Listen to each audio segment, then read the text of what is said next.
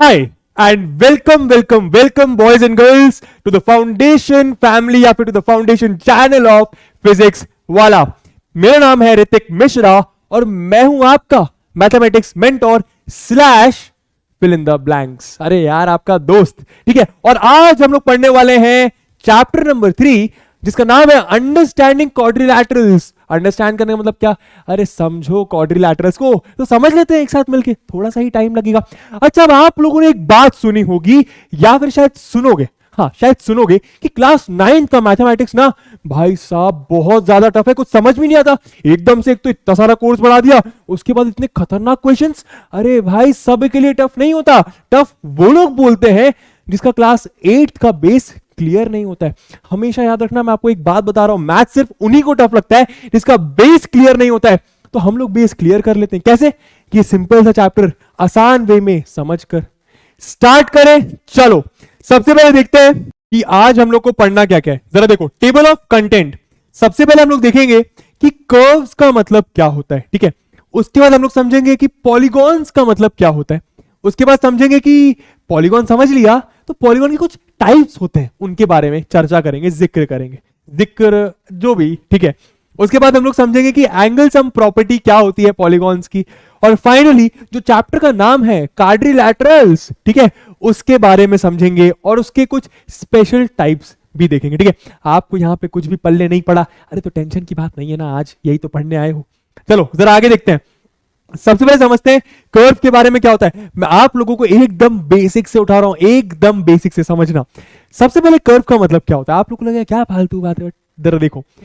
A figure traced on a plane surface. एक plane surface, plane surface का मतलब क्या होता है? जैसे कि ये स्मार्ट बोर्ड है, ठीक है। आप जिस फोन में ये वीडियो देख रहे हो, जिस लैपटॉप में या कंप्यूटर में या कहीं भी वीडियो देख रहे हो, मोस्ट प्रोबेबली वो एक प्लेन सरफेस होगा। आपका जो कॉपी होता है, जो पेन होता है, वो भी एक कैसा सरफेस है? एक प्लेन सरफेस है। आप जिस जमीन में खड़े होते हो वो भी कैसे सरफेस होती है? एक प्लेन सरफेस होती है। अरे प्लेन नाम से ही क्लियर होगा, ठीक है।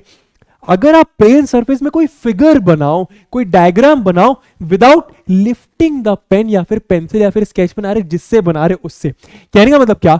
ये एक मैंने क्या लिया, अपना सरफेस लिया है, प्लेन सरफेस है, राइट। अब मैंने यहां पे मान लो पेन रखा, ठीक है, रखा मैंने। अब मैंने क्या करा, कुछ भी रैंडमली ऐसी बनाना ड्रॉ करा, ठीक है, कुछ भी ऐसी बनाना ड्रॉ करा, ठीक है, मैंने यहाँ पे रोक दिया, ठीक है। इस ये जो डायग्राम बनाया मैंने, जो भी बनाया मैंने, ये जो फिगर जो मैंने बनाया है, इसको मैं क्या बोलूंगा? एक कर्व बोलूंगा। क्या बोलूंगा? कर्व। तो कर्व मतलब क्या? कोई भी फिगर जो आप प्लेन सरफेस में बनाते हो विदाउट लिफ्टिंग द पेन, उसको मैं कर्व बोलता हूं। क्लियर हुआ? पेन लिफ्ट नहीं करना सर, आपने पेन सबसे लास्ट में तो लिफ्ट कर ही लिया, अरे बीच में लिफ्ट नहीं करना है, कभी ना कभी तो करना ही पड़ेगा ना यार, ठीक है। तो ये कर्व कहलाएगा। कुछ और एग्जांपल जो आप लोगों ने शायद देखे होंगे, ट्रायंगल कैसे बनाते हो? ऐसे बनाते हो, यहां पे रखा पेन, ये लाइन खींची, ये लाइन खींची, ये लाइन खींची, ट्रायंगल बन गया। ये भी क्या हुआ? एक कर्व हुआ। क्यों? क्योंकि आपने सबसे पहले तो प्लेन सरफेस में बनाया और उसके बाद क्या, आपने इस डायग्राम को, इस फिगर को बनाते समय पेन उठाया नहीं है, ठीक है, लास्ट में उठाया है, ठीक है। तो ये क्या कहलाते हैं? एक कर्व कहलाते हैं। तो आई होप आप लोग को कर्व का मतलब समझ में आ गया होगा। अब हमको समझना है कि ओपन कर्व और क्लोज्ड कर्व का मतलब क्या होता है, जरा समझते हैं। ओपन मतलब खुला, खुला नहीं, ये बंद होता है। ओपन मतलब खुला और बंद मतलब क्लोज्ड, है ना। अरे सर क्या बता रहे हो, पता ही होगा, ठीक है। ओपन कर्व, तो ये कर्व तो है, ये एक फिगर तो है जिसको मैंने विदाउट लिफ्टिंग द पेंसिल या पेन या बनाया है, ठीक है। लेकिन कैसा है? ये ओपन है, मतलब आप ऐसा सोच सकते हो कि इसके अंदर जाने का, इस कर्व के अंदर जाने का कोई रास्ता होगा। या फिर और सिंपल भाषा में बताऊं, और जिस तरीके से आपको समझना भी चाहिए, जिस तरीके से डेफिनेशन लिखी हुई है, a curve that does not and at the starting point. अगर आप बार बार इस चीज को अपने दिमाग में बोलते हो तो आपको किसी टीचर की जरूरत नहीं है इस डेफिनेशन को समझने के लिए। A curve that does not and at the starting point, that does not and at the starting point, ठीक है। कहने का मतलब क्या? ये कर्व देखो आप ध्यान से, इसका स्टार्टिंग पॉइंट ये है, मैंने बनाया और बनाया, फिर और बनाया, फिर कहां रुक गया? यहां पर रुक गया। इसका स्टार्टिंग पॉइंट ये है, एंडिंग पॉइंट ये है। क्या दोनों मिल रहे हैं? क्या स्टार्टिंग पॉइंट और एंडिंग पॉइंट मिल रहे हैं? अरे नहीं मिल रहे ना, स्टार्टिंग ये है, एंडिंग ये है। मतलब ये कर्व कैसा है? जिसका एंड पॉइंट और स्टार्टिंग पॉइंट नहीं मिल रहा है। तो इस कर्व को मैं क्या बोलूंगा? ओपन कर्व बोलूंगा। और आप देख भी सकते हो इसके अंदर जाने की जगह है भाई, यहां से निकल जाओ, यहां से। समझ में आ रहा है? इसको बोलते हैं ओपन कर्व। एक और एग्जांपल देखो, इसका स्टार्टिंग पॉइंट ये है, इसका एंडिंग पॉइंट ये है। जहां से स्टार्ट हुआ वहां पे एंड हुआ क्या? नहीं हुआ। इसके स्टार्टिंग और एंडिंग पॉइंट दोनों अलग अलग है। इसका मतलब क्या? ये कैसा कर्व हुआ? एक ओपन कर्व हुआ, और अंदर जाने का रास्ता भी है। आप देख सकते हो यहां पे अंदर जा सकते हो, क्योंकि ओपन है ना, खुला है ना। और खुला कब होगा? जब स्टार्टिंग और एंडिंग पॉइंट मिलेंगे नहीं। समझ आया? ठीक है, कर्व समझ लिया, ओपन कर्व समझ लिया। क्लोज कर्व का मतलब क्या होगा? अरे जस्ट उल्टा ओपन कर्व का। कहने का मतलब क्या? एक ऐसा curve that begins and ends at the same point, जिसका स्टार्टिंग और एंड पॉइंट एकदम सेम है, ऐसे कर्व को मैं क्लोज्ड कर्व बोलता हूं। आप कुछ एग्जांपल देखो, ये कर्व बनाया गया होगा, ठीक है। इसका स्टार्टिंग पॉइंट मान लो ये है, तो खत्म भी यहीं पे हुआ होगा, सही है ना। इसका स्टार्टिंग पॉइंट मान लो ये है, तो खत्म भी कैसे हुआ होगा? यहीं पे हुआ होगा। समझ में आ रहा है ना? तो ये कुछ ऐसे कर्व है जिसका एंडिंग और स्टार्टिंग पॉइंट सेम है। आप बना के भी देख सकते हो, चेक कर सकते हो, अगर विश्वास नहीं हो तो, ठीक है। ऐसे कर्व को मैं क्लोज्ड कर्व बोलता हूं। और क्लोज्ड भी, आप देखो ना, यहां पे अंदर जाने का कहीं रास्ता नहीं दिख रहा होगा आपको बाहर से। समझ में आ रहा है? बढ़िया। उसके बाद हम लोग को समझना है, हम लोगों ने ओपन और क्लोज कर्व समझ लिया। अब हमको समझना है कि सिंपल क्लोज कर्व का मतलब क्या है। आप लोग बिना टीचर के हेल्प के समझ सकते हो। सोचो, simple closed curve, simple close curve. Closed curve तो है, कहने का मतलब क्या? ये एक ऐसा कर्व है जिसका स्टार्टिंग और एंडिंग पॉइंट तो सेम है। सिंपल का मतलब हम बता देते हैं। सिंपल का मतलब क्या होता है? A closed curve which does not intersect itself. Intersect मतलब क्या? ऐसा कर्व नहीं होगा, ठीक है, ऐसा कर्व नहीं होगा, ऐसा कर्व नहीं होगा। कहने का मतलब क्या? जो एक दूसरे को काट के निकल नहीं रहा होगा, काट के निकल नहीं रहा होगा। समझ में आ रहा है? उसको हम लोग इंटरसेक्शन बोलते हैं। कुछ एग्जांपल आप यहां पर देखो जरा, ठीक है। ये कर्व यहां से स्टार्ट हुआ, यहीं पे एंड हुआ, तो क्लोज्ड कर्व तो है। क्या सिंपल है? हाँ सिंपल है। क्यों? क्योंकि एक दूसरे को काट के नहीं निकल रहा है। काट के कब बोलता? जब ये ऐसा होता। समझ में आ रहा है? ठीक है, ये नीचे वाली ऊपर जा रही होती, ये ऐसे ऐसे जा रही होती। समझ में आ रहा है? ठीक है। और उस केस में ये कैसा होता? क्लोज्ड कर्व भी होता भी नहीं। समझ में आ रहा है? बढ़िया। आप इसको देखो, क्या ये एक दूसरे को काट के निकल रहे हैं? अगर ये लाइन सेगमेंट ऐसी जा रही होती, ये लाइन सेगमेंट ऐसी जा रही होती, तो ये एक सिंपल क्लोज्ड कर्व नहीं होता। क्योंकि एक दूसरे को इंटरसेक्ट करके निकल गया है। समझ में आ रहा है? तो आई होप आप लोगों को सिंपल क्लोज कर्व का मतलब समझ में आ रहा होगा। बाय द वे, आप लोग शायद समझ गए होंगे कि इन चारों में से कौन सा सिंपल क्लोज है और कौन सा नहीं है। पहले तीन में तो कोई इंटरसेक्शन नहीं हो रहा, लास्ट वाले में इंटरसेक्शन हो रहा है। समझ गए? तो बस अब क्या करना है भाई? ये सिंपल क्लोज है, ये सिंपल क्लोज है, ये सिंपल क्लोज है, और ये नहीं है। क्यों? क्योंकि ये यहां पर ऐसे एक दूसरे को काटकर निकल रहा है। मेरे ख्याल से तरीक समझ गए होंगे, ठीक है। इसी के साथ आगे चलते हैं। क्या दिया हुआ है आगे भाई? क्या दिया हुआ है? क्या दिया हुआ है? चलो अब फाइनली समझते हैं कि पॉलीगॉन्स का मतलब क्या है, जो कि मैं इस क्लास में बहुत बार यूज करने वाला हूं। पॉलीगॉन्स, सबसे पहले तो ये जो वर्ड आया है, ये दो वर्ड से बना है मिलके, ठीक है। तनिक इसको इल्लो से करते हैं, जरा देखो, इल्लो कलर आ जाओ, ठीक है। Poly plus gone. पॉली का मतलब होता है मैनी, गॉन का मतलब होता है एंगल्स, या फिर चलो आप साइड्स भी बोल सकते हो, फर्क नहीं पड़ता, ठीक है। मेरे ख्याल से आप लोग को एंगल्स और साइड्स का मतलब तो पता होगा, ठीक है। अब पॉलीगॉन मतलब मेनी एंगल्स या फिर मेनी साइड्स, मतलब एक ऐसा शेप जिसके बहुत सारे साइड्स या फिर बहुत सारे एंगल्स हो, ठीक है। यूजुअली तीन से ज्यादा, तीन या तीन से ज्यादा वाले को बोलते हैं हम लोग पॉलीगॉन, ठीक है। अब इसी डेफिनेशन पढ़ो, अ सिंपल क्लोज्ड कर्व। अब अगर मैं आपको डायरेक्ट बोलता कि भैया पॉलीगॉन होता है एक सिंपल क्लोज कर्व, तो ना आपको सिंपल का मतलब पता, ना आपको क्लोज कर्व का मतलब पता, ना आपको क्लोज का कर्व का मतलब पता, तो हम पॉलीगॉन समझ ही नहीं पाते। कहने का मतलब ये, हम लोग बहुत सारी डेफिनेशन को, बहुत सारी चीजों का जब मीनिंग समझते हैं ना, तो उसके अंदर कुछ वर्ड्स का मतलब नहीं समझ पाते, और उसके अंदर कुछ वर्ड्स का मतलब मैंने आपको अब भी क्लास के स्टार्टिंग में बताया, ठीक है। आई होप अब आपको समझ में आ रहा होगा कि सिंपल क्लोज्ड कर्व का मतलब क्या है। एक ऐसा कर्व जो क्लोज्ड हो, और सिंपल हो का मतलब क्या? जो एक दूसरे को इंटरसेक्ट नहीं कर रहा हो, ठीक है। बढ़िया। तो एक ऐसा सिंपल क्लोज्ड कर्व, एक चीज और ऐड कर दो, जो लाइन सेगमेंट से बना हुआ है। किससे बना हुआ है? Line segment. क्या होती है लाइन सेगमेंट? अरे भाई ये दो पॉइंट्स लिए, इन दोनों को ज्वाइन कर दिया, तो ये एक लाइन सेगमेंट होगी। तो एक ऐसा सिंपल क्लोज्ड कर्व जो लाइन सेगमेंट्स की मदद से बना हो, उसको मैं पॉलीगॉन बोलता हूं। समझ में आया? बढ़िया, ठीक है। आगे चलते हैं यार, अब अपन कुछ पॉलीगॉन्स के टाइप्स देखते हैं, कुछ पॉलीगॉन को समझते हैं कि पॉलीगॉन कितने कितने तरीके के हो सकते हैं based on the number of sides. ठीक है, इस डायग्राम को देखो, आपको सब कुछ क्लियर हो जाएगा और कुछ जानी माने शेप्स आपके सामने आ जाएंगे। ठीक है, ट्रायंगल करके कुछ देखा होगा, अरे कुछ नहीं है, ये कैसा है, ये कर्व है। कर्व क्यों? क्योंकि प्लेन सरफेस पे बनाया हुआ है, स्मार्ट बोर्ड पे बनाया हुआ है। ठीक है, क्या ये क्लोज्ड है? बिल्कुल है। Starting point ending point same ही है, या फिर यहां से स्टार्ट कर रहे हो तो यहीं पे एंड करोगे, या फिर यहां से स्टार्ट कर रहे हो तो यहीं पे एंड करोगे, तो ये क्लोज्ड कर्व भी है। क्या सिंपल है? बिल्कुल है, क्योंकि एक दूसरे को इंटरसेक्ट नहीं कर रहा, एक दूसरे को इंटरसेक्ट नहीं कर रहा। तो एक सिंपल क्लोज्ड कर्व है जो कि कैसे बनाया गया है? लाइन सेगमेंट की मदद से। ये एक लाइन सेगमेंट ही तो है, ये एक लाइन सेगमेंट ही तो है, ये एक लाइन सेगमेंट ही तो है। तो एक ऐसा सिंपल क्लोज्ड कर्व जो मैं सिर्फ लाइन सेगमेंट्स की मदद से बनाता हूं, सिर्फ लाइन सेगमेंट, सिर्फ लाइन सेगमेंट, उसको मैं क्या बोलता हूं? क्या बोलता हूं? पॉलीगॉन। और ये कुछ पॉलीगॉन्स के टाइप हैं। अगर 3 लाइन सेगमेंट की मदद से बना रहा हूं तो उसको मैं क्या बोलूंगा? ट्रायंगल। अगर 4 लाइन सेगमेंट की मदद से बना रहा हूं उसको मैं क्या बोलूंगा? क्वाड्रिलैटरल, जो हमारे चैप्टर का मकसद है। पढ़ेंगे, देखेंगे क्या होता है। ठीक है, इंपॉर्टेंट क्या है, ये जो क्वाड्रिलैटरल होता है इसमें 4 साइड्स होती हैं। ठीक है, आप समझ सकते हो, क्वाड का मतलब होता है 4 और लैटरल का मतलब होता है साइड, मतलब 4 साइड्स। नाम से ही क्लियर होगा, अभी आगे देखेंगे इसके बारे में और पढ़ेंगे, चैप्टर का नाम ही है ये। ठीक है, मान लो अगर कोई पॉलीगॉन हुआ जिसमें 5 साइड्स है, कितनी साइड्स है? 5 साइड, उसको मैं क्या बोलता हूं? पेंटागन।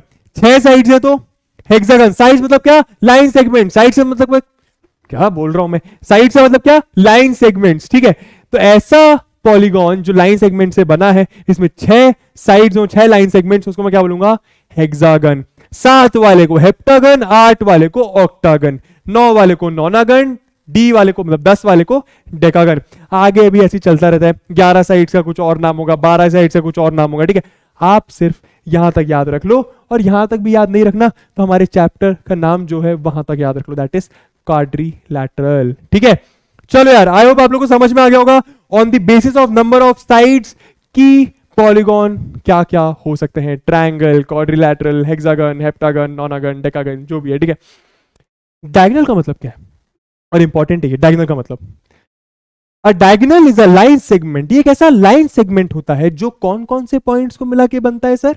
Non consecutive points. कौन कौन से पॉइंट्स? Non consecutive.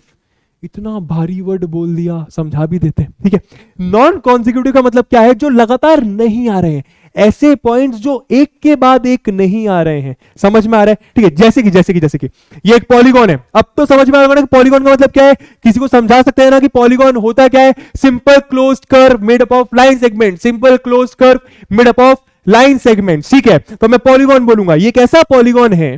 जो 4 साइड से बना है। ठीक है, 4 साइड्स कैसी बनी होंगी? ये 4 पॉइंट्स को ज्वाइन करा होगा, एक ये, एक ये, एक ये और एक ये। ठीक है, इस पॉइंट के जस्ट बाद ये आ रहा है, तो मैं इस पॉइंट को इसका कॉन्सिक्यूटिव पॉइंट्स बोलूंगा। ठीक है, ये इसके बाद आ रहा है, फिर ये इसके बाद आ रहा है, फिर ये इसके बाद आ रहा है। ठीक है, अगर मैं एक ऐसी लाइन सेगमेंट बनाऊं जो कि 2 नॉन कॉन्सिक्यूटिव पॉइंट्स को ज्वाइन करती है, कहने का मतलब क्या? इसके जस्ट बाद ये आ रहा है, इसको छोड़ दो, ये अगर आप इन दोनों को ज्वाइन करो, अगर आप क्या करो, इन दोनों को ज्वाइन करो, ये नॉन कॉन्सिक्यूटिव पॉइंट्स हैं, एक के बाद एक नहीं आ रहे हैं, तो अगर आप ऐसे पॉइंट्स को ज्वाइन करते हो तो उसको मैं क्या बोलता हूं? डायगोनल बोलता हूं। समझ में आया? डायगोनल कोई भी नॉन कॉन्सिक्यूटिव पॉइंट हो सकता है।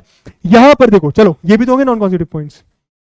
ठीक है, कुछ बच्चों को ऑलरेडी डायगोनल का मतलब पता होगा, जिनको नहीं पता आपको आज क्लियर हो जाएगा। इस शेप को देखो, 1 2 3 4 5 पॉलीगॉन है, इसका नाम पेंटागन। ठीक है, आप पिछली साइड में आके देख सकते हो क्योंकि 5 साइड्स हैं। ठीक है, अब देखना, इस पॉइंट के बाद ये वाला पॉइंट आ रहा है, इसको छोड़ दो, इस वाले को ले लो। अगर आप इनको ज्वाइन करते हो तो उसको मैं क्या बोलूंगा? एक लाइन सेगमेंट जिसका स्पेशल नाम डायगोनल। क्यों? क्योंकि 2 नॉन कॉन्सिक्यूटिव पॉइंट्स को ज्वाइन कर रही है। क्लियर हो रहा है? ठीक है, ये भी हो सकता है डायगोनल। क्यों? क्योंकि इस पॉइंट को छोड़ दिया, इसके जस्ट बाद ये आ रहा था, मैंने इन दोनों को ज्वाइन नहीं करा क्योंकि इन दोनों को तो ऑलरेडी ज्वाइन करे हुए ना। 2 नॉन कॉन्सिक्यूटिव पॉइंट्स को ज्वाइन करोगे तो उस लाइन सेगमेंट को मैं डायगोनल बोलूंगा। समझ आ रहा है? बढ़िया। जैसे कि मान लो इसको आप खुद ट्राई करके देखो, ये पॉइंट है, इसके जस्ट बाद ये आ रहा है, इसके जस्ट बाद ये आ रहा है, तो इन दोनों के साथ ज्वाइन मत करो। किन के साथ करो? जो बचे हुए हैं उनके साथ। समझना फिर से, ये पॉइंट है, इसके जस्ट बाद ये आ रहा है, इसके जस्ट बाद ये आ रहा है, तो इन दोनों को ज्वाइन मत करो। किसको करो? इसको यहां तक ज्वाइन कर दो और इसको यहां तक ज्वाइन कर दो। समझ में आ रहा है? ये पॉइंट्स नॉन कॉन्जिक्यूटिव हैं, तो ऐसे लाइन सेगमेंट को मैं क्या बोलूंगा? डायगोनल। अब जरा अच्छे से बना देते हैं आपके लिए, जरा देखो। स्ट्रेट पेंसिल आ जाओ भैया, ये नॉन कॉन्जिक्यूटिव पॉइंट, वाइट कर देते हैं इसका कलर, बढ़िया। ये नॉन कॉन्जिक्यूटिव पॉइंट्स, ठीक है, ये नॉन कॉन्जिक्यूटिव पॉइंट्स, ठीक है, ये नॉन कॉन्जिक्यूटिव पॉइंट्स, ठीक है, ऐसी बहुत सारे बन जाएंगे नॉन कॉन्जिक्यूटिव पॉइंट्स। याद रखना, जो लगातार नहीं आ रहे हैं, ऐसे लाइन सेगमेंट को हम क्या बोलते हैं? डायगोनल। क्लियर हुआ? बढ़िया, आगे चलते हैं। ठीक है, अब देखो यार, अब हम लोग को पॉलीगॉन की कुछ टाइप समझने हैं। दो तरीके के होते हैं, एक होता है कॉन्वेक्स और एक होता है कॉन्केव। ठीक है, कॉन्वेक्स पॉलीगॉन का मतलब क्या? एक ऐसा पॉलीगॉन जिसके सारे एंगल 180 डिग्री से कम होंगे या उसके बराबर भी हो सकता है। ठीक है, यहां पे लिखा नहीं है, मैं यहां पे लिख देता हूं कि इज इक्वल्स टू और इज इक्वल्स टू 180 डिग्री भी हो सकता है। क्लियर है? आप लोग भी ऐड कर लेना इस चीज को। ठीक है, वापस आते हैं। Convex polygon is a polygon जिसके सारे एंगल 180 डिग्री से कम होंगे। जैसे कि आप देखो यहां पे, ये वाला एंगल देख लो, ये वाला एंगल देख लो, ये वाला एंगल देख लो, ये वाला एंगल देख लो, ये रेक्टेंगल की तरह दिख रहा है, इसके सारे एंगल 90 डिग्री है, मतलब ये कैसा पॉलीगॉन हुआ? कॉन्वेक्स पॉलीगॉन हुआ। समझ में आ रहा है? वैसे आप इन दोनों को भी देख लो, इसके सारे एंगल 180 डिग्री से कम होंगे या फिर कोई एक आध एंगल 180 के बराबर हो गया तो भी काम हो जाएगा। ठीक है, कॉन्केव का मतलब क्या? जस्ट उसका उल्टा, सारे एंगल या फिर एटलीस्ट वन एंगल, मतलब कोई भी एक एंगल 180 से ज्यादा हो गया ना, तो उसको हम लोग क्या बोलेंगे? Concave polygon. जैसा कि अगर आप ये वाला शेप देखो, तो ये जो है, ये जो एंगल है, ये 180 से कम है, ये वाला और ये वाला एंगल भी 180 से कम है, लेकिन जो ये वाला एंगल है ये 180 से ज्यादा है। ठीक है, आपको शायद समझ में आ रहा होगा, ये वाला एंगल 180 से ज्यादा होगा, मतलब ये कैसा पॉलीगॉन हुआ? ये कॉन्केव पॉलीगॉन हुआ। ठीक है, सिमिलरली आप यहां पे भी सेम चीज कर सकते हो। क्लियर हुई बातें? चलो इसी के साथ आगे चलते हैं, दो और तरीके के पॉलीगॉन्स के बारे में समझते हैं, रेगुलर पॉलीगॉन्स और इररेगुलर पॉलीगॉन्स। रेगुलर और इररेगुलर, रेगुलर और इररेगुलर। कोई बच्चा जो रेगुलर स्कूल आता है, इररेगुलर मतलब क्या? उसका जस्ट उल्टा, जो रेगुलर स्कूल नहीं आता है, कभी नहीं आता। ठीक है, अब यहां पे रेगुलर का मतलब क्या है समझना। अब पॉलीगॉन जिसके सारे साइड्स, सर साइड्स, अरे line segments, polygon line segments की मदद से तो बनता है, जिसके सारे साइड्स क्या हो? इक्वल हो, और सारे एंगल्स भी क्या हो? इक्वल हो। तो ऐसे पॉलीगॉन को मैं क्या बोलता हूं? Regular polygon. क्या बोलता हूं? Regular polygon. क्लियर है? बढ़िया। इररेगुलर का मतलब क्या होगा? उसका उल्टा, क्या? जिसके सारे साइड और सारे एंगल्स इक्वल नहीं हो। इजी, कुछ एग्जांपल देख लेते हैं। आपने शायद इक्विलेटरल ट्रायंगल के बारे में सुना होगा। क्या होता है एक इक्विलेटरल ट्रायंगल? जरा ट्रायंगल यहां से बनाने की कोशिश करते हैं। ठीक है, इक्विलेटर बनाने की, ठीक है, बढ़िया। इक्विलेटरल ट्रायंगल अगर आप इसको मान लो, कहने का मतलब क्या? इसके सारे साइड्स इक्वल होते हैं। ठीक है, ये डैश बनाया मतलब सारी साइड्स इक्वल है। ठीक है, और सारे एंगल्स भी इक्वल होते हैं। होते कि नहीं होते? एक इक्विलेटरल ट्रायंगल का मतलब क्या होता है? इक्वी मतलब इक्वल, लैटरल मतलब साइड्स, इक्विलैटरल लिख भी देते हैं, इक्वी लैटरल। लैटरल का मतलब साइड्स, ठीक है, इक्वी मतलब इक्वल। ठीक है, तो इक्विलेटरल ट्रायंगल क्या होता है? एक ऐसा ट्रायंगल जिसके सारे साइड्स इक्वल होते हैं। अच्छा, एक और चीज बताऊं क्या? आपके शायद एनसीईआरटी में लिखा होगा, अगर आप एनसीईआरटी को रीड करो, पर डरने की जरूरत नहीं उस वर्ड से, जरा ध्यान से सुनना। क्या? इक्वी एंगुलर, इक्वी एंगुलर, ये क्या बोल दिया सर? अरे बहुत इजी है यार, टुकड़ो मतलब इसको तोड़ो। इक्वी एंगुलर, इक्वी एंगुलर मतलब इक्वल एंगल्स। बढ़िया, तो आप यहां पे क्या बोल सकते हो? इसका मतलब होता है इक्वल एंगल्स। ये आपके एनसीईआरटी में लिखा हुआ है, मैंने बता दिया सो दैट आप डरो मत इस भारी भारी वर्ड से। लैटरल का मतलब साइड्स, एंगुलर का मतलब एंगल्स। तो जो इक्विलैटरल ट्रायंगल होता है वो इक्वी एंगुलर भी होता है। ये क्या बोल दिया? खुद समझ नहीं आ रहा। देखो देखो देखो, इक्विलैटरल तो है, सारे साइड्स इक्वल है। इक्विलेटरल ट्रायंगल के सारे एंगल 60 60 60 भी होते हैं। ये 60, ये 60, ये 60, मतलब क्या? इसके सारे एंगल्स भी इक्वल हैं। तो मैं इसको एक इक्विलैटरल ट्रायंगल के साथ साथ इक्वी एंगुलर ट्रायंगल भी बोल सकता हूं। Equal angle, equal angle, right? अब क्योंकि एक ऐसा ट्रायंगल है जिसके सारे साइड्स भी इक्वल है, सारे एंगल्स भी इक्वल है, तो ऐसे पॉलीगॉन को मैं क्या बोलूंगा, रेगुलर पॉलीगॉन, इसके सारे साइड सारे एंगल इक्वल हो। क्या आप अपनी समझदारी से सोचो जरा, नहीं बनेगा तो कोई दिक्कत नहीं है, नाम है, सोचो जरा, क्या कोई और रेगुलर पॉलीगॉन का एग्जांपल आप मुझे दे सकते हो? क्या कुछ और हमने, क्या कोई ऐसा शेप पढ़ा है ट्रायंगल के अलावा, मतलब इक्विलेटरल ट्रायंगल के अलावा, जिसके सारे साइड्स और सारे एंगल इक्वल हो? एक हिंट देता हूं, 4 साइड्स की मदद से बनता है, वो लिखा भी होगा यहां पे, स्क्वायर। स्क्वायर एक ऐसा पॉलीगॉन है, पॉलीगॉन से डरना मत, पहले हम शेप बोलते थे, अब हम पॉलीगॉन बोलेंगे। एक ऐसा शेप या एक ऐसा पॉलीगॉन जिसके सारे एंगल्स 90 मतलब इक्वल होते हैं और सारे साइड्स भी इक्वल होती है, मतलब ये एक रेगुलर पॉलीगॉन हुआ। समझ में आया? इररेगुलर के तो बहुत सारे एग्जांपल है, क्या रेक्टेंगल, रोम्बस। जिसको रोम्बस नहीं पता डरो मत यार, लास्ट में बताएंगे, इसके बारे में चर्चा करेंगे, हेवी चर्चा करेंगे, ठीक है। तो polygons which are not regular, जाहिर सी बात है। रेक्टेंगल क्या होता है? एक ऐसा कुछ शेप, क्या, जिसके अपोजिट साइड्स इक्वल होते हैं, जिसके अपोजिट साइड्स इक्वल होते हैं। बना दूं क्या, जरा देखना, रेक्टेंगल रेक्टेंगल रेक्टेंगल रेक्टेंगल, ये चलो, ये होता है रेक्टेंगल, बढ़िया है, इसके अपोजिट साइड्स इक्वल है, ठीक है। ये डबल डबल मतलब ये दोनों इक्वल, सिंगल सिंगल मतलब ये दोनों इक्वल, राइट। और इसके सारे एंगल क्या होते हैं? 90-90 भी होते हैं। रेक्टेंगल के सारे एंगल 90-90 भी होते हैं, शायद आप लोगों ने पढ़ा होगा, नहीं पढ़ा तो देखो। ये एक पॉलीगॉन है जिसके अपोजिट साइड्स इक्वल है और सारे एंगल्स इक्वल है, लेकिन सारी साइड्स इक्वल नहीं है, अपोजिट साइड्स इक्वल है। ये इसके बराबर, ये इसके बराबर, लेकिन ये चारों एक दूसरे के बराबर नहीं है। तो ये कैसा पॉलीगॉन हुआ? इररेगुलर। हाँ, मैंने माना कि इसके सारे एंगल्स इक्वल है, लेकिन सारी साइड्स भी इक्वल होनी चाहिए, सारी साइड्स भी क्या होनी चाहिए? इक्वल। सारे एंगल्स तो इक्वल है, सारी साइड्स इक्वल नहीं है, इसलिए ये इररेगुलर पॉलीगॉन हुआ। मेरे ख्याल से अब आप लोग समझ गए होंगे, ठीक है। चलो यार आगे बढ़ते हैं। क्या लिखा है? कुछ जो हम लोगों ने चीजें पढ़ी हैं उन चीजों को याद रखकर इन चीजों का आंसर कर दो। कर्व पढ़ा, ओपन क्लोज कर्व पढ़ा, सिंपल क्लोज कर्व पढ़ा, पॉलीगॉन पढ़ा, राइट, ठीक है। अब आंसर कर दो। Convex polygon, simple close curve, concave polygon, match the column, columns को मैच करना है, ठीक है। ये क्या है भाई, ये क्या है, जरा देखते हैं। सर ये एक पॉलीगॉन है, ठीक है, बट यहां पे तो 2 तरीके के पॉलीगॉन लिखे हुए हैं। सबसे पहले तो देखो, क्या ये कर्व है? कर्व तो है। क्या ये सिंपल क्लोज्ड कर्व है? अब मैं आपको पूरा नहीं बताऊंगा, आप शायद समझ गए होंगे सिंपल क्लोज क्यों है। मान लो अगर मैं यहां से स्टार्ट कर रहा हूं, मान लो अगर मैं वाइट से कर रहा हूं, मान लो यहां से स्टार्ट कर रहा हूं, यहीं पे आके खत्म हो रहा है। कहने का मतलब क्या, ये क्लोज्ड हुआ और सिंपल भी हुआ, क्यों? क्योंकि इंटरसेक्ट करके नहीं निकल रहा है, सही है ना। तो ये एक सिंपल क्लोज्ड कर्व तो है ही, समझ में आ रहा है। इसको देख लो, क्या ये सिंपल क्लोज कर्व है? आप लोग खुद करोगे, मैं डायरेक्ट आंसर बता देता हूं, ये भी सिंपल क्लोज कर्व है, ठीक है। क्या ये सिंपल क्लोज कर्व है? हाँ सर, मान लो यहां से स्टार्ट हुआ, ये यहीं पे खत्म हो रहा है, तो क्लोज तो है, एक दूसरे को इंटरसेक्ट नहीं कर रही है लाइन सेगमेंट, तो सिंपल क्लोज भी है, मतलब ये भी एक सिंपल क्लोज कर्व है। तनिक समझ आ रहा है? आई गेस आ रहा होगा, मतलब आई होप आ रहा होगा, ठीक है। अब कॉन्वेक्स पॉलीगॉन क्या होता है? एक ऐसा पॉलीगॉन जिसके एंगल 180 डिग्री से कम हो, ठीक है। क्या ये एक पॉलीगॉन है? ये एक पॉलीगॉन नहीं है, क्यों? ये दोनों तो लाइन सेगमेंट्स हैं, समझना समझना, ये और ये तो लाइन सेगमेंट है, पर ये थोड़ी लाइन सेगमेंट है, समझ में आ रहा है ना। तो कुछ घुमा हुआ सा है, इसको थोड़ी लाइन सेगमेंट बोलते हैं, बढ़िया। तो ये तो पॉलीगॉन हो नहीं सकता, ये तो पॉलीगॉन ही नहीं है, तो कॉन्वेक्स और कॉनकेव का तो सवाल ही नहीं हुआ। बाकी दोनों को देखते हैं, इसको देखते हैं। सिंपल क्लोज कर्व तो हो गया।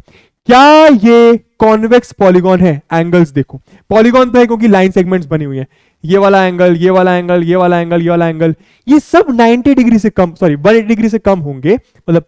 और ये वाला एंगल देखो, ये 180 डिग्री से ज्यादा है, इसका मतलब क्या? ये एक कॉनकेव पॉलीगॉन भी है, समझ में आया? 180 डिग्री से ज्यादा कॉनकेव, 180 डिग्री से कम कॉन्वेक्स। इसको देखो, इसके सारे एंगल अगर आप नापोगे तो ये 180 से कम ही आएंगे, आप दिमाग भी लगा सकते हो, ठीक है, नापने की जरूरत नहीं पड़ेगी। तो ये एक कॉन्वेक्स पॉलीगॉन है, समझ में आया? क्लियर हुआ? पिक्चर समझ में आ रही है? लेकिन अभी पिक्चर बाकी है दोस्त। चलो यार आगे चलते हैं। एंगल सम प्रॉपर्टी क्या होता है, ये जरा देखते हैं। एंगल का सम, एंगल सम मतलब क्या, एंगल का सम। एंगल को प्लस करेंगे, ठीक है, किसके एंगल को, अरे पॉलीगॉन के एंगल को। अब दो तरीके के एंगल्स हो सकते, कौन सा, एक अंदर होगा पॉलीगॉन के, एक बाहर होगा, ठीक है, एक अंदर होगा पॉलीगॉन के, एक बाहर होगा। तो अंदर वाले को इंटीरियर बोलते हैं, बाहर वाले को एक्सटीरियर बोलते हैं। समझ में आए, ये बातें शायद क्लियर होंगी। तो अंदर वाले एंगल का सम को मैं एंगल सम प्रॉपर्टी बोल दूंगा। समझ में आ रहा है। अब क्या कहती है पॉलीगॉन के एंगल सम प्रॉपर्टी, यहां पर मैंने सिर्फ दो एग्जांपल लिए। पॉलीगॉन तो कितने भी साइड्स का हो सकता है ना, यहां पे मैंने 1 2 3 4 5 साइड का पॉलीगॉन लिया, 6 का भी हो सकता है, 10 का भी हो सकता है। कंफ्यूज मत होना कि सर 5 का ही होता है क्या पॉलीगॉन, नहीं नहीं, तो बस मैंने एक एग्जांपल ले लिया, ठीक है। इसको देखो, इंटीरियर एंगल्स मतलब सॉरी पॉलीगॉन क्या सिर्फ 4 साइड का हो सकता है, नहीं नहीं नहीं नहीं नहीं, 6 का भी हो सकता है, 3 का भी हो सकता है, 10 का भी हो सकता है, 20 का भी हो सकता है। समझ में आ रहा है, मैंने बस एक एग्जांपल लिया है, तो कंफ्यूज मत होना कि सर बहुत सारी साइड्स का नहीं हो सकता क्या, हो सकता है, बस मैंने एग्जांपल लिया है। ये क्वाड्रिलैटरल है बाय द वे, आप उस पिछले वाली पिक्चर में डाल सकते, थोड़ा सा बैक करके समझ में आ जाएगा। 4 साइडेड लाइन सेगमेंट की मदद से या फिर 4 लाइन सेगमेंट की मदद से जो पॉलीगॉन बनता है उसको मैं क्वाड्रिलैटरल बोलता हूं। अब समझना, इंटीरियर एंगल्स का मतलब क्या, ये अंदर वाले एंगल्स, ये अंदर वाले एंगल्स का सम, ये अंदर वाले एंगल्स का सम। एक्सटीरियर एंगल मतलब क्या, ये बाहर वाले एंगल्स का सम, ये बाहर वाले एंगल्स का सम। अब होता कितना है, इंटीरियर एंगल्स का सम कितना होता है, बाहर वाले एंगल्स का सम कितना होता है, ये आपको नेक्स्ट स्लाइड बताएगी। जरा देखना क्या लिखा है यहां पे, ये स्लाइड आज के सेशन के क्वेश्चंस करने के लिए सबसे इंपॉर्टेंट स्लाइड है, तो ध्यान देना। Sum of interior angles of a regular polygon, regular clear है ना, रेगुलर मतलब क्या, इसके सारे साइड सारे एंगल्स इक्वल हो, ठीक है, is given by n-2 multiplied by 180 degree, n-2 multiplied by 180 degree. क्या बात है, जहां पे n क्या है, number of sides of the polygon, ठीक है। जैसे कि ये फॉर्मूला याद रखो, n-2 इंटू 180 डिग्री, ठीक है। मैं इस शेप में चलता हूं, कितने शेप है यहाँ पे, सॉरी कितनी साइड है यहाँ पे, 4 या फिर 4 लाइन सेगमेंट है, तो यहां पे n की वैल्यू कितनी होगी, 4 होगी, सही बात है। अब क्या बोल रहे हैं वो लोग formula, n-2 multiplied by 180 degree, n कितना है 4, तो 4 - 2 मल्टीप्लाइड बाय 180 डिग्री। मैं क्या कर रहा हूं, इस पॉलीगॉन के इंटीरियर एंगल्स का सम पता करने की कोशिश कर रहा हूं, बढ़िया, ठीक है। 4 - 2 कितना हो गया, 2 इंटू 180 डिग्री, कितना हो गया ये 360 डिग्री। मतलब इस पॉलीगॉन का इंटीरियर एंगल्स का सम कितना है, 360 डिग्री। क्लियर हुआ, ठीक है। एक्सटीरियर एंगल का सम कितना होगा, कैसे निकालते हैं जरा देखो, उसी स्लाइड में लिखा हुआ था, sum of exterior angles is always 360।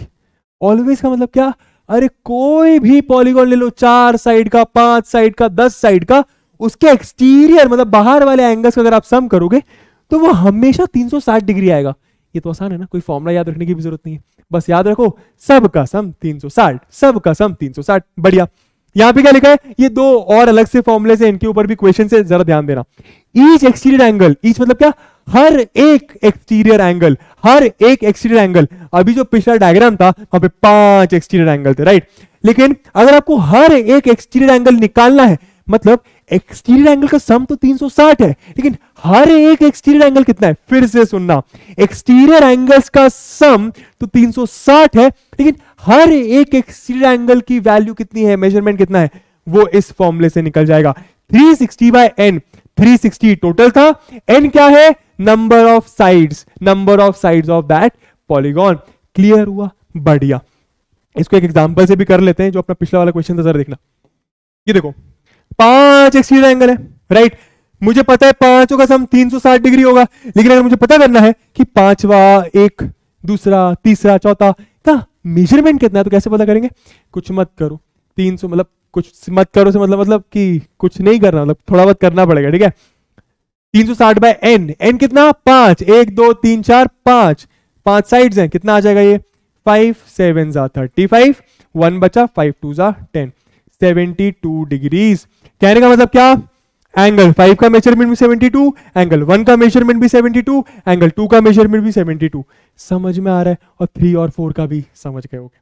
Clear हुए फॉर्मुलेस। एक और बचा है, वहां पे क्या लिखा हुआ था, ईच इंटीरियर एंगल मतलब हर एक इंटीरियर एंगल, सारे इंटीरियर एंगल्स का सम तो इस फॉर्मूले से आ जाएगा, लेकिन हर एक इंटीरियर एंगल कैसे आएगा? हर एक इंटीरियर एंगल आएगा, 180 में से माइनस कर दो हर एक एक्सटीरियर एंगल को। 180 से माइनस कर दो क्या? हर कोई भी एक एक्सटीरियर, कोई भी एक क्यों बोल रहा हूं, सारे एक्सटीरियर एंगल्स बराबर होंगे। जैसे वहां पे क्या आ रहा था 72 72 7। एक एग्जांपल से करें क्या? चलो उसी को देखते हैं, समझना। ये लिखा है इंटीरियर एंगल है, अगर आपको निकालने को बोल दिया जाए इसके सारे इंटीरियर एंगल्स का सम तो कितना होगा पता है अपन को, निकाल लेंगे n-2 इंटू 180 डिग्री से, वो आप निकाल सकते हो मान लो। लेकिन मुझे ये वाला निकालना है, कैसे निकालेंगे? जो एक्सटीरियर एंगल आया है उसको माइनस कर दो, उसको निपटा दो 180 से। किससे निपटा दो? 180 डिग्री माइनस 72 डिग्री कर दो। समझ में आ रहा है? यह आएगा आपका 108 डिग्री। कहने का मतलब क्या, इसका इंटीरियर एंगल कितना हो गया? 108 डिग्री। क्लियर हुआ? ये भी 108 होगा, ये भी 108 होगा। सर सब 108 क्यों? क्योंकि we are talking about regular polygon जिसके सारे एंगल्स और सारे साइड्स इक्वल होते हैं भैया जी। क्लियर हुआ? आगे चलते हैं, जरा देखो। बढ़िया, नेक्स्ट क्या है? कुछ क्वेश्चंस कर लेते हैं। मैंने क्या बताया, वो जो अभी पिछली वाली स्लाइड थी, बहुत इंपॉर्टेंट स्लाइड थी क्वेश्चन करने के लिए। सारे इंटीरियर एंगल्स का सम n-2 इंटू 180। n क्या है? Number of sides of polygon. सारे एक्सटीरियर एंगल का सम 360 डिग्री। हर एक एक्सटीरियर एंगल कैसे निकालूंगा? 360 बाय n। हर एक इंटीरियर एंगल कैसे निकालूंगा? एक्सटीरियर को 180 से माइनस कर दो, जो भी एक्सटीरियर आया। ठीक है, फाइंड x। वाह भाई, x निकालना है क्या? x मतलब क्या? वेरिएबल। अरे सेकंड चैप्टर में पढ़े होगे। ठीक है, x निकालना है भाई। रेगुलर पॉलीगॉन है, रेगुलर कैसे ही पता चला सर? अरे सारे साइड्स इक्वल है ना, सब में डबल डंडी लगी हुई है, मतलब क्या सब इक्वल होंगे? अरे जरूरी नहीं है कि डबल डंडी लगी होती तभी इक्वल हो। सिंगल डंडी, ट्रिपल डंडी, 4 डंडी, 5 डंडी, जितनी आपकी मर्जी उतनी लगाओ। ठीक है, इंपॉर्टेंट ये कि सब में सेम नंबर ऑफ डंडीज लगी हुई है। डंडीज बोल रहा हूं। ठीक है, हमको एक्स पता करना है। ये कैसा शेप हुआ? एक पॉलीगॉन हुआ जिसमें 5 लाइन सेगमेंट है, 5 एंगल्स हैं, सब इक्वल है, मतलब रेगुलर पॉलीगॉन हुआ। बढ़िया। इसका नाम वैसे पेंटागन होता है, पीछे जाके देख सकते हो। ठीक है, बढ़िया। एक्स कैसे निकाले? एक्स मतलब एंगल। कौन सा एंगल? Interior angle. क्या हमें इंटीरियर एंगल के बारे में कुछ नॉलेज है, कुछ पता है? अरे पता है सर, सारे इंटीरियर एंगल्स का सम कितना होता है? कितना होता है तनिक? 360 डिग्री। अबे नहीं, एक्सटीरियर एंगल का 360 होता है। इंटीरियर एंगल के लिए तो फॉर्मूला यूज करना पड़ेगा। कौन सा? n-2। यहां पे लिख दो आप क्या? Sum of all interior angles कितना होता है? n-2 multiplied by 180 degree. n मतलब क्या? Number of sides of the polygon कितनी है? 5। 5 - 2 कितना हो गया? 3। तो ये हो गया 3 multiplied by 180 degree. 3 multiplied by 180 degree दोस्तों कर लेना, कितना आ जाएगा? ये आ जाएगा आपका 540 डिग्री। ये क्या आ गया आपका? Sum of all interior angles. Sir हमें sum of all interior angle से तो मतलब नहीं है, हमें मतलब है हर एक इंटीरियर एंगल से। वो तो बराबर होगा, तो कोई भी एक निकाल लेता हूं। कैसे निकालूंगा? कुछ तो पता है मुझे। क्या? अरे यही यूज कर लू ना। सम कितना है total? x plus x plus x plus x plus x कितना हो गया? 5x हो गया। कहने का मतलब क्या? इनके हिसाब से सम कितना अगर मैं निकालने जाता तो x plus x plus x plus x plus x कितना हो गया? 5x, या फिर 5 बार x, है ना? तो 5 बार x, और 5 बार x की वैल्यू तो मैं निकाल भी चुका हूं अभी, 540। अरे 5 बार x क्या है? सम ऑफ ऑल इंटीरियर एंगल्स, और वो तो हमको पता भी है 540 डिग्री, फॉर्मूले से निकाल लिया। तो 5x बराबर 540 रख दो। ठीक है, x की वैल्यू कितनी आ जाएगी? 540 बाय 5। समझ में आया? कितना आ जाएगा ये आप सॉल्व कर लो। 5 1 5, 0 5 8 40। तो x की वैल्यू आ गई 108 डिग्री। क्लियर हुआ? तो यहां पे ये भी 108, ये भी 108, ये भी 108, और बाकी भी 108 लिख दूं क्या? चलो लिख देता हूं। 108 108, सब 108 क्यों? रेगुलर पॉलीगॉन है भैया, सब एंगल इक्वल, सब साइड इक्वल। आगे वाला क्वेश्चन देखते हैं क्या लिखा है। मैं चाहता हूं अगर आपको सारी बातें समझ आ रही हैं, मजा आ रहा है, तो क्वेश्चन भी खुद ट्राई करो, क्योंकि क्वेश्चन बन गया ना तो उससे ज्यादा मजा तो नहीं होगा। ठीक है, find x plus Y plus Z plus, जो भी लिखा हुआ है, find x plus Y plus Z plus W. ठीक है, X Y Z W, X Y Z W. क्या बात है? X Y Z W angles हैं, पहले खुद ट्राई करना। एक्स वाई जेड डब्ल्यू एंगल्स है, कौन से एंगल्स है? बाहर वाले, एक्सटीरियर एंगल्स हैं। बढ़िया, एक्स वाई जेड डब्ल्यू कैसे निकालूं, कैसे निकालूं, कैसे निकालूं? भाई sum of exterior angles, sum of exterior angles कितना होता है पॉलीगॉन में? 360 डिग्री। तो क्या डायरेक्ट इसका आंसर 360 डिग्री नहीं लिख सकता? लिख सकता हूं ना। अरे एक्स वाई जेड डब्ल्यू क्या है? एक्सटीरियर एंगल्स, और बीच में प्लस लगा है, मतलब सम ऑफ एक्सटीरियर एंगल्स। ऑलरेडी पता है ना, कुछ करने की जरूरत ही नहीं है, डायरेक्ट क्या लिखना है? Is equals to 360 degree. Why? Because sum of all exterior angles in a polygon is 360 degree. Regular polygon, समझ आ रहा होगा? रेगुलर नहीं होना चाहिए, मतलब जरूरी नहीं रेगुलर हो, नॉर्मल पॉलीगॉन भी होगा, चल जाएगा। आगे चलते हैं, क्या लिखा है भैया अगली स्लाइड में? फाइंड एक्स, फिर से एक्स निकालने को बोल रहे हैं, जरा देखते हैं क्या बोल रहे हैं। ठीक है, ये पॉलीगॉन मुझे रेगुलर तो नहीं दिख रहा है, रेगुलर नहीं है ना, ये अलग साइड दिख रही है, ये अलग दिख रही है, अलग, ये अलग है ना, रेगुलर तो नहीं दिख रहा। ठीक है, बढ़िया। एक्स क्या है? एक्स है बाहर वाला एंगल। एक्स क्या है? एक्स है बाहर वाला एंगल। बढ़िया, बाहर वाला एंगल के बारे में हमें क्या पता है? सम ऑफ ऑल एक्सटीरियर एंगल्स कितना? 360 डिग्री। बढ़िया, तो जरा फॉर्मूला लिखता हूं मैं। सम ऑफ ऑल एक्सटीरियर एंगल्स कितना? 360 डिग्री। सही है, क्या बात है। बाहर वाले कौन से? 110। एक्स जो मुझे निकालना है, हमें निकालना है, 90, 50, सब बाहर ही तो है। सही बोल रहा हूं ना? अरे भाई देखो, ये बाहर कैसे बना? इन दोनों लाइन सेगमेंट की मदद से। ये बाहर वाला कैसे बना? इन दोनों लाइन सेगमेंट की मदद से। ये बाहर वाला कैसे बना? इन दोनों लाइन सेगमेंट्स की मदद से। ये बाहर वाला कैसे बना? इन दोनों लाइन सेगमेंट्स की मदद से। समझ आ रहा है? सारे एक्सटीरियर एंगल है, सबका सम 360 डिग्री। करता हूं जरा भैया, मैंने आपको पिछली क्लास में बताया था। पिछली कौन सी? अरे यार, वेरिएबल का काम कहां आता है? अननोन चीज को निकालने के लिए हमें ये अननोन है, उसको वेरिएबल बोल दिया। अब अगर हमें एक वेरिएबल की वैल्यू निकालनी है, एक्स की वैल्यू निकालनी है ना, तो कितनी इक्वेशन होनी चाहिए? एक। ये मैंने बताया है। ठीक है, बढ़िया, तो आसानी है ना। 110 plus x, 110 plus x plus 90 plus 50 बराबर कितना? 360, है ना? सही है, निकाल लो। एक्स से निकालेंगे। 110 प्लस 90 कितना हो गया? 200। आप लोग आराम से करना, हम थोड़ा जल्दी कर लेते हैं, क्योंकि हमें आता है, मतलब कैलकुलेशन थोड़ी तेज है यार, समझते होगे क्यों। 110 प्लस 90 200, 200 प्लस 250, 200 प्लस 50। ठीक है, X plus 250 is equal to 360 degree. X की वैल्यू कितनी आ गई? 360 डिग्री माइनस 250 डिग्री। सही बोल रहा हूं? ऐसी इक्वेशन को सॉल्व करते हैं। एक्स की वैल्यू कितनी आ गई? 110 डिग्रीज। मतलब ये कितना है? 110 डिग्रीज। समझ में आया? सर यहां पर सारे एक्सटीरियर एंगल बराबर क्यों नहीं है? क्योंकि ये एक रेगुलर पॉलीगॉन नहीं है। रेगुलर में बराबर होते हैं सारे। समझ में आ रहा है ना? बढ़िया, आगे चलते हैं। क्या दिया हुआ है? Find the measure of each exterior angle. हर एक एक्सटीरियर एंगल का मेजरमेंट निकालना है of a regular polygon of 9 sides. एक ऐसा पॉलीगॉन जो 9 लाइन सेगमेंट्स या फिर 9 साइड से मिलकर बना है, उसका मुझे बाहर वाले एंगल का मेजरमेंट निकालना है। क्या क्या फॉर्मूला अपने पास? अपने पास फॉर्मूला है क्या? ईच, चलो अच्छे से लिखते हैं इसको। Each exterior angle is equals to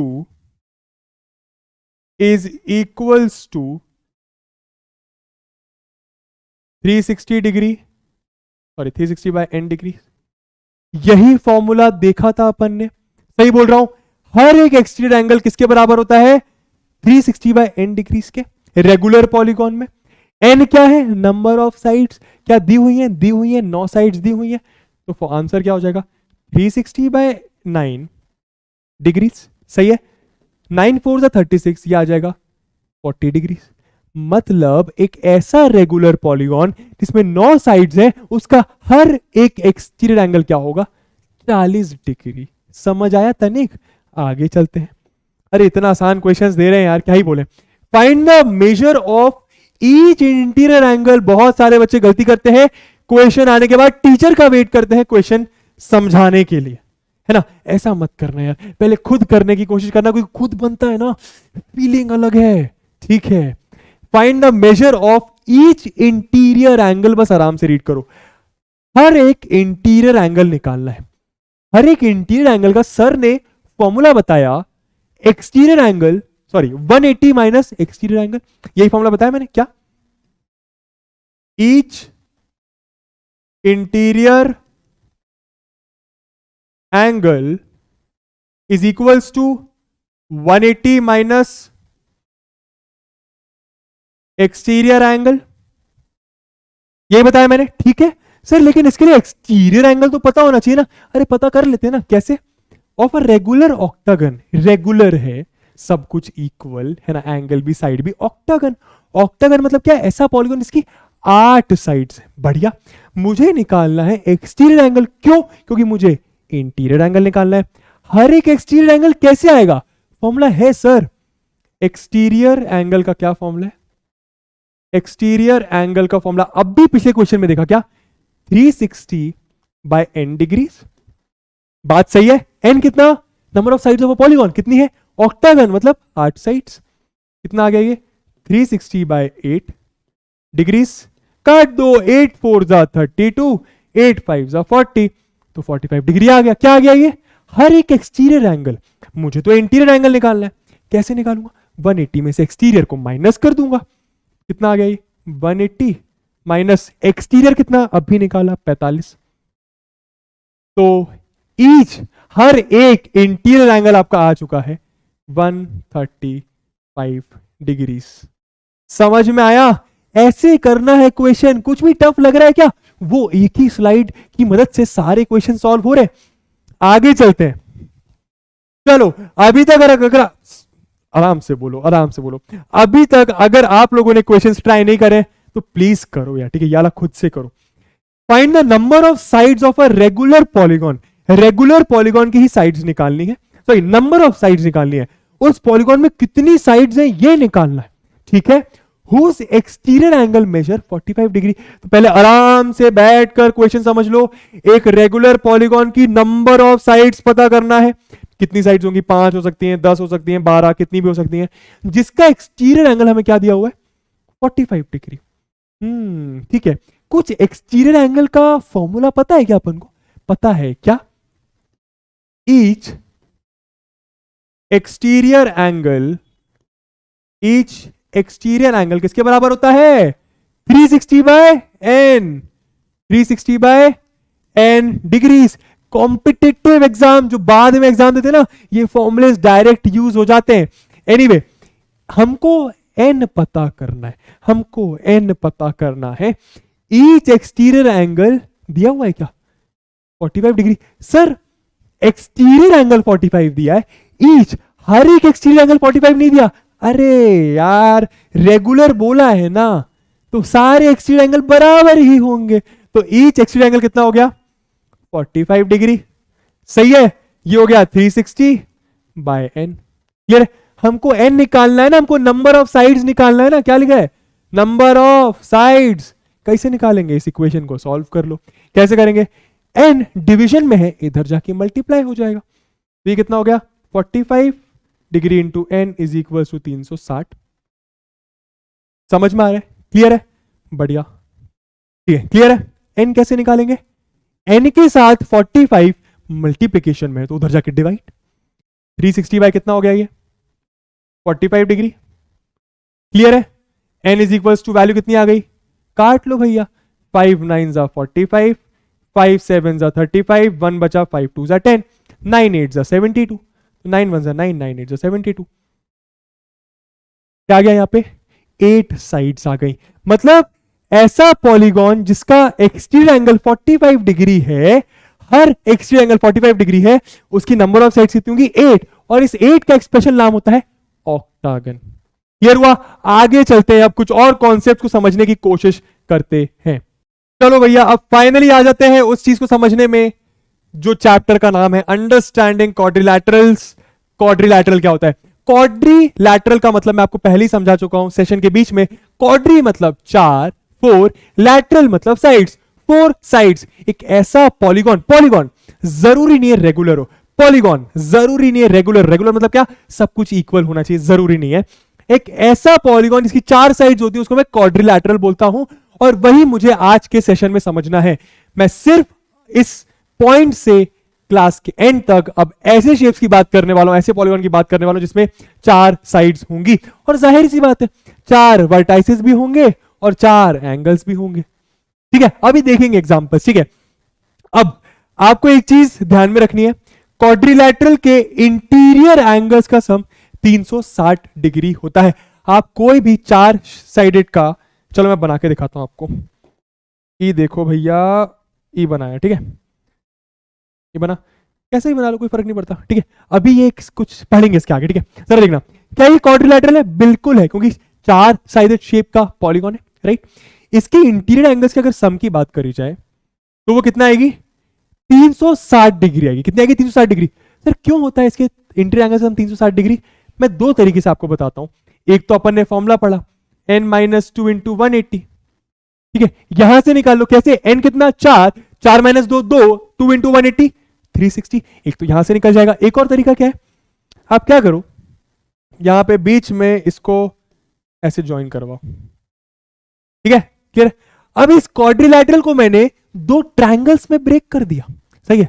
अब आप ध्यान से देखना, अगर मैं इसकी नेमिंग करता हूं कुछ ऐसे, इसको मैं बोलता हूं 1, इसको बोलता हूं 2, इसको बोलता हूं 3, ध्यान से समझना, मैं आपको यह बता रहा हूं कि इसके एंगल का सम, इंटीरियर एंगल का सम 360 डिग्री क्यों होता है। एक तो ये तरीका है, फॉर्मूला वाला तरीका, लेकिन आप लोग कॉन्सेप्ट भी समझ लो। अगर मैं इसको 4 बोलता हूं, इसको 5 बोलता हूं, इसको 6 बोलता हूं, ठीक है, पूरा नहीं करूंगा, बस आप सुनना। 1 + 2 + 3 मतलब ऊपर वाले ट्रायंगल के एंगल का सम कितना होगा? सर ट्रायंगल के एंगल का सम एंगल सम प्रॉपर्टी के हिसाब से 180 डिग्री होता है। बात सही है? तो इसका सम यहां पे 180 डिग्री हो जाएगा। वैसे ही नीचे वाले ट्रायंगल में 4 + 5 + 6 कितना हो जाएगा? सर वो भी ट्रायंगल है तो उसका भी 180 डिग्री हो जाएगा। तो ये भी मैंने क्या लिख दिया? 180 डिग्री। बात सही है? अब मुझे अगर क्वाड्रिलैटरल का निकालना ना, इंटीरियर एंगल से सम निकालना है, तो क्या करना पड़ेगा? 1 + 2 + 4 + 5 + 6 + 3, वो किसके बराबर आएगा? 180 + 180, जो कितना होता है? 360 डिग्री। समझ आया क्यों होता है क्वाड्रिलैटरल के इंटीरियर एंगल से सम 360 degree?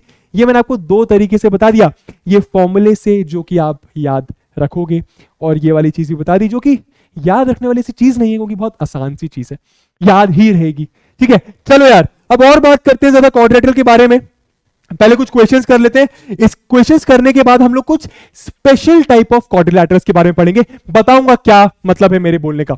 The 4 angles of a quadrilateral, quadrilateral के 4 ही एंगल होते हैं। The 4 angles of a quadrilateral are in the ratio 2:3:5:8। ठीक है, फाइंड द एंगल्स। हमें क्वाड्रिलैटरल दे रहे हैं, बोल रहे हैं कि उसके 4 एंगल्स होंगे, उसका रेशियो है 2:3:5:8, उसके एंगल्स निकाल दो। ठीक है, तो मान लो अगर मैं कोई क्वाड्रिलैटरल यहां पे ड्रॉ करता हूं, हरे से करता हूं, जरा देखना, मानो मैंने ऐसा क्वाड्रिलैटरल ड्रॉ करा, ठीक है, बढ़िया। अब मुझे क्या बोल रहे हैं? ये और ये निकालने के लिए बोल रहे हैं, बढ़िया। लेकिन मुझे इसके एंगल्स का रेशियो दे रहे हैं। क्या दे रहे हैं? रेशियो दे रहे हैं। अब अगर आप लोग को समझना है कि जो अभी मैं करने वाला हूं वो मैंने क्यों करा, उस चीज के लिए आपको चैनल पर एक वीडियो अवेलेबल है जो मैंने लास्ट क्लास में पढ़ाया था, लीनियर इक्वेशन 1 वेरिएबल के वर्ड प्रॉब्लम 1 पर जाना पड़ेगा। कहां पर? वर्ड प्रॉब्लम 1 पर। तो आपको समझ में आ जाएगा जो मैं कर रहा हूं वो क्यों कर रहा हूं। मैंने बहुत अच्छे से रीजन दिया है, और जो मैंने बताया है वो 11 12 के बच्चों को भी नहीं पता होता है। इसका मतलब ये नहीं कि वो बहुत टफ है, बहुत ज्यादा इजी है, बहुत ज्यादा बेसिक है, और हम बेसिक पे ध्यान नहीं देते हैं। ठीक है, एनीवे, अब मैं क्या करने वाला हूं समझना। अगर रेशियो 2:3:5:8 बोला है तो मैं क्या कर दूंगा? मैं इसको 2x मान लूंगा, इसको 3x मान लूंगा, इसको 5x मान लूंगा, इसको 8x मान लूंगा। अब ऐसा क्यों मान रहा हूं, इसके लिए आपको वहां पर जाना पड़ेगा, अगर आपने ऑलरेडी वो वीडियो नहीं देखा है तो। और जिनको ऑलरेडी आता है कि ऐसा मैंने क्यों माना, कोई दिक्कत नहीं है, आप तो आगे बढ़ो। समझ में आया? बढ़िया, आगे चलते हैं। ठीक है, पर अपन ऐसा मान सकते हैं, अगर रेशियो में दिया है कोई चीज, अगर रेशियो में दिया है तो उसको मैं ऐसा मान सकता हूं 2x 3x 5x 8x। Clear है? क्यों का जवाब आपको मिल जाएगा। बढ़िया, find the angles. Interior angles की बात कर रहे हैं, मतलब सम कितना होगा 360 डिग्री। 360 क्यों होगा, अब भी बताया ना, क्वाड्रिलैटरल का सम 360। और नहीं समझ में आए तो फॉर्मूला यूज कर लेना n-2 इंटू 180 वाला। बढ़िया, कहने का मतलब क्या, यहां पे 2x plus 3x plus 5x plus 8x किसके बराबर आएगा 360 डिग्री के, सही है। 2x plus 3x 5x, 5x plus 5x 10x, 10x plus 8x 18x, 18x बराबर 360 डिग्री, सही है। बढ़िया, x की वैल्यू कितनी आ जाएगी 360 डिग्री बाय 18। बात सही है, इक्वेशन सॉल्व कर रहा हूं बस, 18 मल्टीप्लिकेशन में था, डिवीजन में चला गया। बढ़िया, कितना आ जाएगा ये 18 2 जा 36, तो ये आ जाएगा 20 डिग्री। मतलब x की वैल्यू कितनी आ गई 20 आ गई। अब हमको हर एक इंटीरियर एंगल निकालना है, तो कैसे निकालेंगे 2x मतलब 2 मल्टीप्लाइड बाय x। चलो मैं इसको a b c d बोल देता हूं। अगर अच्छे से करने की बात आए तो आप एग्जाम में ऐसा लिख सकते हो कि एंगल a की वैल्यू 2x मतलब 2 मल्टीप्लाइड बाय 20 मतलब 40 डिग्री, सही है। एंगल b की वैल्यू कितनी 3x मतलब 3 मल्टीप्लाइड बाय 20 मतलब 60 डिग्री। इजी है ना, ठीक है। एंगल c की वैल्यू कितनी 5x मतलब 5 मल्टीप्लाइड बाय 20 डिग्री मतलब 100 डिग्री, सही है। बढ़िया, एंगल d की वैल्यू कितनी 8x, तो 8x मतलब 8 मल्टीप्लाइड बाय x मतलब 8 मल्टीप्लाइड बाय 20 मतलब 160 डिग्री, सही है। अब जरा प्लस करके देखो, ये जो चार एंगल्स हैं इनको जरा प्लस करो। इन चार एंगल्स को जब आप प्लस करते हो, इन चारों को, क्या 360 डिग्री मिल रहा है। 360 क्यों मिलना चाहिए, क्वाड्रिलैटरल के इंटीरियर एंगल सम 360, चेक कर लो, कंफर्म कर लो। 40 प्लस 60 100, 100 प्लस 100 200, 200 प्लस 160 360, चेक कर लेना अगर विश्वास नहीं हो तो। आगे चले, जरा देखो क्या दिया है आगे, the measure of 2 angles of a quadrilateral. मैं चाहता हूं आप लोग ये क्वेश्चन ट्राई करो, पॉज करो वीडियो को और ट्राई करो, बनेगा ना मजा आएगा। और जिसको नहीं बना टेंशन मत लो, बनेगा, मुझे देखो बस। The measure of 2 angles of a quadrilateral are 115 degree and 45 degree. दो एंगल्स दिए क्वाड्रिलैटरल के 115 और 45, ठीक, अरे हिंदी के वर्ड्स बोल रहा हूं। एंड दी अदर 2 एंगल्स, जो बाकी 2 एंगल्स हैं, क्वाड्रिलैटरल में 4 एंगल्स होते हैं, 2 दिए तो बचे हुए 2, जो बाकी 2 एंगल्स हैं वो इक्वल हैं, जो बाकी 2 एंगल्स हैं वो इक्वल हैं। Find the measure of each of the angles. हर एक एंगल का मेजर निकालना है। 2 तो दिया है, मतलब बचे हुए 2 निकालना है, लेकिन बचे हुए 2 तो इक्वल है। तो अगर मैं एक को x मानता हूं तो दूसरा भी x होगा, क्यों, क्योंकि दोनों इक्वल है। अगर एक 10 होगा तो दूसरा भी 10 होगा, एक 20 होगा तो दूसरा भी 20 होगा। लेकिन मुझे ये नहीं पता ना कि एक कितना है, एक को मैं x मान लेता हूं। x क्यों, जो भी हमसे पूछा जाता है उसको हम वेरिएबल मान लेते हैं, वेरिएबल का काम ही यही है, ठीक है। बढ़िया, तो अब मैंने क्या करा, मान लो पहले तो एक क्वाड्रिलैटरल बना देते हैं, ठीक है। एक एंगल कितना 115, दूसरा एंगल कितना 45, इसको मैं x मान रहा हूं तो ये भी x हो जाएगा। बात सही है। ABCD चाहो तो नेमिंग भी कर दो, क्लियर है। अब हमको पता है सम ऑफ इंटीरियर एंगल्स 360 के बराबर होता है, तो यहां पे अपन क्या लिख सकते हैं, angle A plus angle B plus angle C plus angle D कितना 360 डिग्री। एंगल A और B तो दिया है कितना 115 plus 45 plus x is equal to 360 degree. Clear हो रहा है, बढ़िया। कितना आ जाएगा ये 2x प्लस 115 प्लस 45 120 160, ठीक है। ये कितना आ गया 2x is equal to 360 degree. यहां पे ये टर्म प्लस की है तो उधर जाके माइनस की, ये सब बातें लीनियर इक्वेशन 1 वेरिएबल में पड़ी हुई हैं, ठीक है। कितना हो गया ये 160 डिग्री, ये कितना आ गया 100 डिग्री। तो 2x की वैल्यू कितनी आ गई 100। अब हमें तो x निकालना है ना, तो x के साथ मल्टीप्लीकेशन में है 2, जाके डिवाइड हो जाएगा उस साइड। बढ़िया, तो इसको अपन यहां पे कर लेते हैं। x की वैल्यू कितनी आ गई 100/2, मतलब x की वैल्यू आ गई 50 डिग्री। मैंने आपको पूरा क्वेश्चन सॉल्व करके दिखा दिया। x की वैल्यू 50 मतलब ये भी 50 और ये भी 50, इजी है। क्लियर हुआ, क्वाड्रिलैटरल का कॉन्सेप्ट समझा। अब लास्ट टॉपिक बचा है पूरी क्लास का, दैट इज कुछ स्पेशल टाइप के क्वाड्रिलैटरल को समझना है। और जो अब हम समझने वाले हैं और जो अब हम समझने जा रहे हैं ये बहुत इंपॉर्टेंट है। क्लास 9th और 10th की ज्योमेट्री के क्वेश्चंस आपको बने उसके लिए। समझ आ रहा है? बहुत ध्यान देना, बहुत ध्यान देना। हम इन बेसिक बातों को भूल जाते हैं और फिर हमें क्लास 9th और 10th की मैथ्स टफ लगती है, लेकिन टफ नहीं है। मैं स्टार्टिंग में बता चुका हूं क्यों। काइंड्स ऑफ क्वाड्रिलैटरल 3 तरीके के। एक को हम बोलते हैं ट्रेपेजियम, एक को बोलते हैं पैरेललोग्राम। भारी भारी वर्ड्स हैं लेकिन आप लोग को धीरे धीरे याद हो जाएंगे। एक को बोलते हैं ट्रेपेजियम, एक को बोलते हैं पैरेललोग्राम, एक को बोलते हैं काइट। काइट, ठीक है, काइट। बढ़िया। अब ट्रेपेजियम क्या है? जिसमें एक पेयर ऑफ पैरेलल साइड होता है। मतलब क्या? ये सारे क्वाड्रिलैटरल्स ही हैं। ये सारे क्या है? क्वाड्रिलैटरल्स। मतलब क्या? ये 4 लाइन सेगमेंट्स की मदद से ही बने होंगे। ये ऐसे पॉलीगॉन है जिसमें 4 साइड्स हैं, लेकिन खास बात क्या है? इसमें कोई भी 2 साइड्स पैरेलल होंगी। कोई भी 2 मतलब अपोजिट साइड्स, ऑब्वियसली, ठीक है। पैरेलल का मतलब पता है ना? ये 2 लाइंस पैरेलल हैं। ऐसी लाइंस जो कभी मीट नहीं करेंगी, कभी मीट नहीं करेंगी। उसको कितना भी बढ़ा लो, कभी मीट नहीं करेंगी, ठीक है। बढ़िया। पैरेललोग्राम में खास बात क्या है? 2 पेयर ऑफ पैरेलल साइड्स। मतलब इसमें 2 पेयर्स होते हैं पैरेलल साइड्स के। मतलब क्वाड्रेट मतलब क्या? 2 साइड्स, 2 साइड्स, 4 साइड्स हो गई। ये दोनों पैरेलल होंगी और ये दोनों भी पैरेलल होंगी। ऐसे को मैं पैरेललोग्राम बोलूंगा। अभी सब बात करेंगे, कुछ नहीं समझ पा रहा ना, भूल जाओ, बस आप ये डायग्राम देख लो, ठीक है। Trapezium, parallelogram, kite. अब पैरेललोग्राम में भी कुछ स्पेशल टाइप के पैरेललोग्राम होते हैं, जिसमें से 2 आपने पक्के से सुने होंगे, रेक्टेंगल और स्क्वायर। ये तो हम लोग बचपन से पढ़ते हुए आ रहे हैं। और रोम्बस। ये जो रेक्टेंगल और स्क्वायर रोम्बस है ना, ये भी पैरेललोग्राम ही होता है। मैं क्या बोल रहा हूं सब अभी आपको समझ में आ जाएगा, बस आगे ध्यान दो। और फिर कहते हैं कि डर लगता है। अरे भैया डरने की जरूरत नहीं है जब तक हम यहां पर हैं। अब देखो सर, आप सुनो। क्वाड्रिलैटरल, या तो ट्रेपेजियम, या तो पैरेललोग्राम, या तो काइट। सबसे पहले पैरेललोग्राम की बात करते हैं, ठीक है। कुछ पैरेलल से नाता है, कुछ पैरेलल से लेना देना है। क्वाड्रिलैटरल, भाई जो भी हम चीजें पढ़ने वाले हैं ये क्वाड्रिलैटरल तो होगी, बस इतना क्लियर कर लो। ये क्वाड्रिलैटरल तो होगी, 4 एंगल 4 साइड, 4 एंगल 4 साइड इसमें होंगे। कैसा क्वाड्रिलैटरल? लेकिन थोड़े से अलग अलग चीजें। If both pair of its opposite sides are equal. अगर मैं डायग्राम से आपको समझाने की कोशिश करूं, समझना, अगर हम डायग्राम बनाएं, ठीक है, क्या ये क्वाड्रिलैटरल है? हाँ है सर, 4 साइड्स हैं। इसके अपोजिट साइड्स को देखो, इसके अपोजिट ये, इसके अपोजिट ये। समझ आ रहा है? इसके अपोजिट ये, इसके अपोजिट ये। क्या ये अपोजिट साइड्स पैरेलल है? हाँ है। कैसे पैरेलल है? आप देखो, अगर आप डॉटेड लाइन से मैं आपको बताता हूं, अगर आप इसको यहां पे एक्सटेंड करो, करते जाओ एक्सटेंड, ठीक है। अगर आप इसको एक्सटेंड करो, करते जाओ एक्सटेंड, ठीक है। अब वैसे ही इन दोनों को यहां पे एक्सटेंड करो, इन दोनों को यहां पे एक्सटेंड करो। थोड़ा बहुत इधर उधर हो जाए डायग्राम तो काम चला लेना, बस आपको समझाना जरूरी है। अगर आप इनको एक्सटेंड करते जाओ तो ये कभी मिलेंगी नहीं। ऐसी लाइंस को तो मैं पैरेलल लाइंस बोलता हूं, राइट।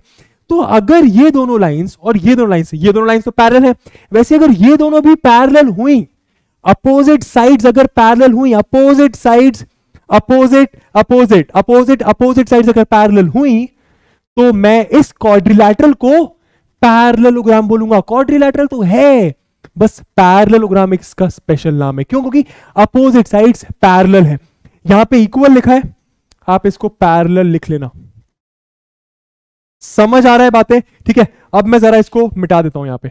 आई होप आप लोग को समझ में आ गया होगा। पैरेलल लाइन से कॉन्सेप्ट पहले भी पढ़ चुके होंगे, ठीक है। अब पैरेललोग्राम की कुछ खास बातें नोट करना। इसकी अपोजिट साइड्स पैरेलल तो होती हैं। अगर मैं इसको नेमिंग करूं ABCD, मैं सारी चीजें लिखता हूं यहां पे, समझना। हरा पेन, ठीक है, बढ़िया। पहली चीज क्या? AB के पैरेलल CD दोनों, ठीक है, एंड AD के पैरेलल BC, AD के पैरेलल BC। तनिक बात समझ आ रही है? बढ़िया। और भी कुछ खास बातें होती हैं पैरेललोग्राम की जो आपको याद रखना पड़ता है 9th और 10th की ज्योमेट्री करने के लिए, ठीक है। इसकी अपोजिट साइड्स पैरेलल के साथ साथ इक्वल भी होती है, रेक्टेंगल की तरह।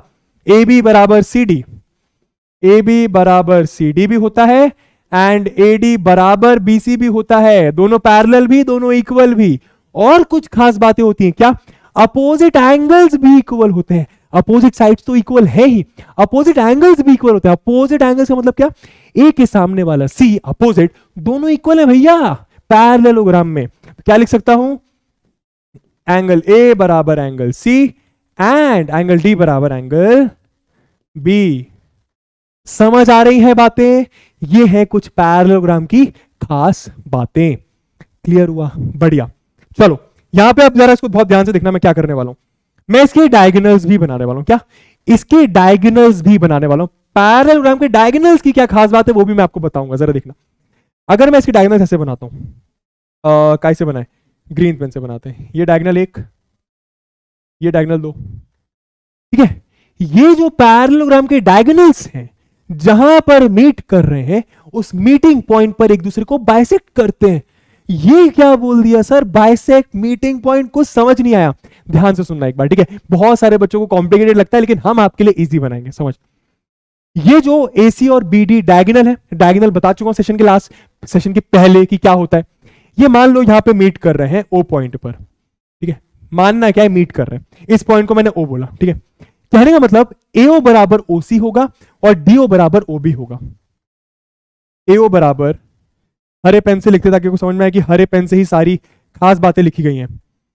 AO बराबर, सुनना, AO बराबर OC होगा, पैरेललोग्राम के डायगोनल्स की बात कर रहा हूं, और OD बराबर OB होगा। OD बराबर OB होगा। समझ में आ रहा है? बहुत सारे बच्चे इसमें डर जाते हैं कि सर OD बराबर OB तो ठीक है, DO बराबर BO नहीं होगा का? अरे दोनों एक ही बात है यार। D से O तक लिखो, O से D तक लिखो, उसको DO लिखो, OD लिखो, तनिक तुम्हारी मर्जी है, ठीक है। तो कहने का मतलब क्या? ये जो इसके डायगोनल्स होते हैं एक दूसरे को बाइसेक्ट करते हैं। बाइसेक्ट करने का मतलब क्या? एक दूसरे को इक्वल हिस्सों में काटते हैं। बाइसेक्ट का मतलब एक दूसरे को इक्वल हिस्सों में काटते हैं। सुनना, BD AC को इक्वल हिस्सों में काट रहा है। कैसे? BD AC को O पॉइंट पर मीट कर रहा है और 2 इक्वल हिस्से कर रहा है। वैसे ही AC BD को 2 इक्वल हिस्सों में बांट रहा है। इसको बोलते हैं बाइसेक्ट करना। तो पैरेललोग्राम के डायगोनल्स एक दूसरे को बाइसेक्ट करते हैं।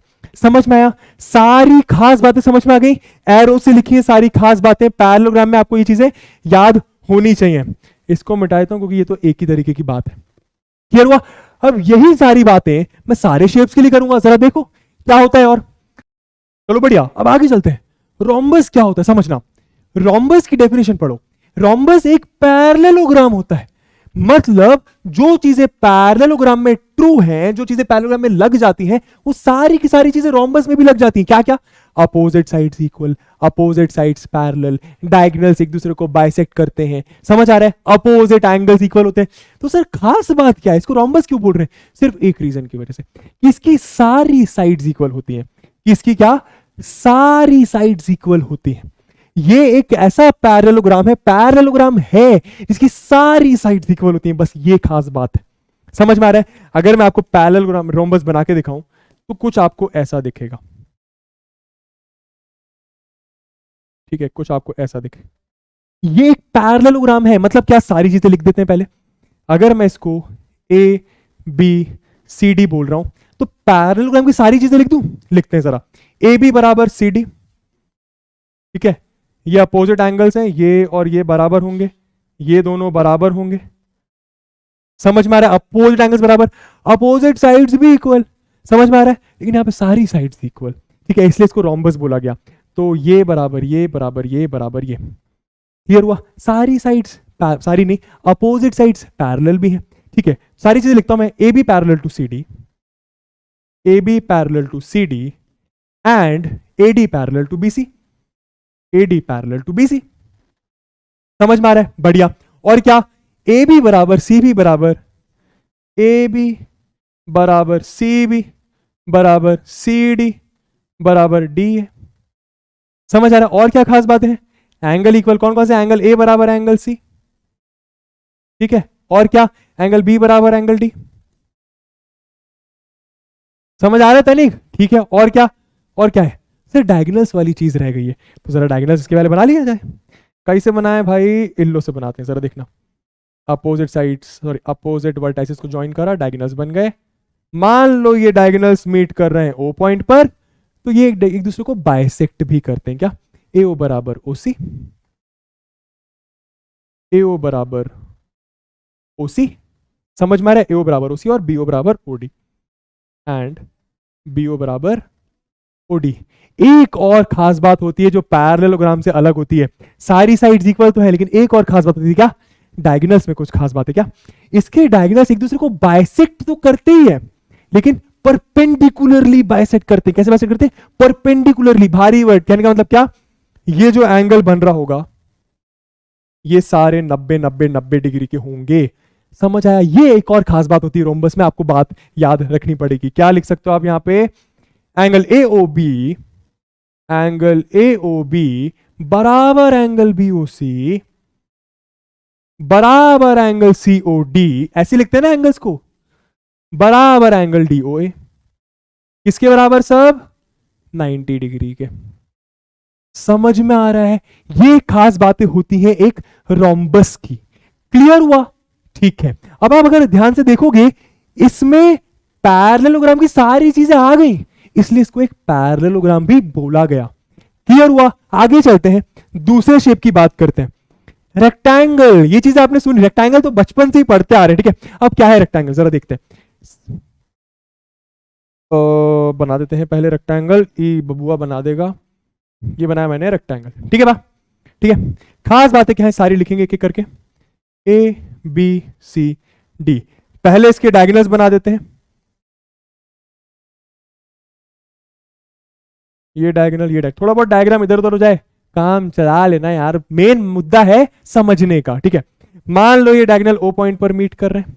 ठीक है, सारी खास बात एक साथ लिखता हूं। क्या? A B parallel to C D. ठीक है, बहुत ध्यान से देखना, A B parallel to C D होगा and A D parallel to B C होगा, A D parallel to B C होगा। समझ आ रहा है? सुनना सुनना बहुत ध्यान से, अभी फिर मैं आपको डेफिनेशन समझाता हूं, बहुत ध्यान से सुनना। A D parallel to B C, A B parallel to D C. ठीक है, अब क्या, और ए बी बराबर भी होता है सी डी के, हमें पता है। अपोजिट साइड्स इक्वल होती हैं, ये बराबर ये बराबर ये, तो A D parallel A D is equals to B C, A D is equals to B C. बात सही है? और क्या खास बात होती है देखना, अपोजिट एंगल्स भी इक्वल, ए बराबर सी। चलो एंगल्स पे बाद में आते हैं, पहले डायगोनल की बात कर लेते हैं। ठीक है, ए ओ बराबर ओ सी, बी ओ बराबर ओ डी, ए ओ बराबर ओ सी एंड बी ओ बराबर ओ डी। समझ में आ रहा है? अलग क्या है सर? ये तो सारी आपने पैरेललोग्राम वाली चीजें लिख दी। अलग क्या है? अलग है कि इसका ईच एंगल राइट एंगल भी होता है, इसके सारे एंगल 90 डिग्री के भी होते हैं। यह है अलग। कौन कौन सा लिख दो? Angle D, angle C, angle B, angle A. Angle A is equals to angle B is equals to angle D is equals to angle C is equals to 90 degree. समझ आया तनिक? देखो, इसको पैरेललोग्राम क्यों बोल रहे हैं वो बहुत सारे बच्चों को नहीं समझ में आता है, इसलिए बोल रहे हैं क्योंकि सारी पैरेललोग्राम की चीजें तो लग रही है, एक कुछ एक्स्ट्रा लग रहा है, कुछ एक्स्ट्रा लगने की वजह से इसको रेक्टेंगल बोल रहे हैं। समझ में आ रहा है? आगे चलते हैं नेक्स्ट शेप पर। क्या बोल रहे हैं? स्क्वायर। स्क्वायर भी हम लोगों ने बचपन से पढ़ा हुआ है, क्या बोलते हैं स्क्वायर। चलो अब डेफिनेशन पढ़ूं, शायद आप समझ में आएगी। एक पैरेललोग्राम तो है, मतलब पैरेललोग्राम तो होता है ये, मतलब इसमें सारी पैरेललोग्राम की चीजें लग जाती हैं। दो खास बातें होती हैं अलग से। क्या? All sides equal, all angle 90 degree. All sides equal, all angle 90 degree. All angle 90 degree rectangle की खास बात थी, ऑल साइड्स इक्वल रोम्बस की खास बात थी, और ये दोनों खास बातें अपने स्क्वायर में। समझ में आ रहा है? बढ़िया। तो जरा स्क्वायर बना दिया जाए, ये अपन ने स्क्वायर बना दिया। ठीक है, इसको A B C D naming कर दिया, ए बी सी डी। ठीक है, बढ़िया।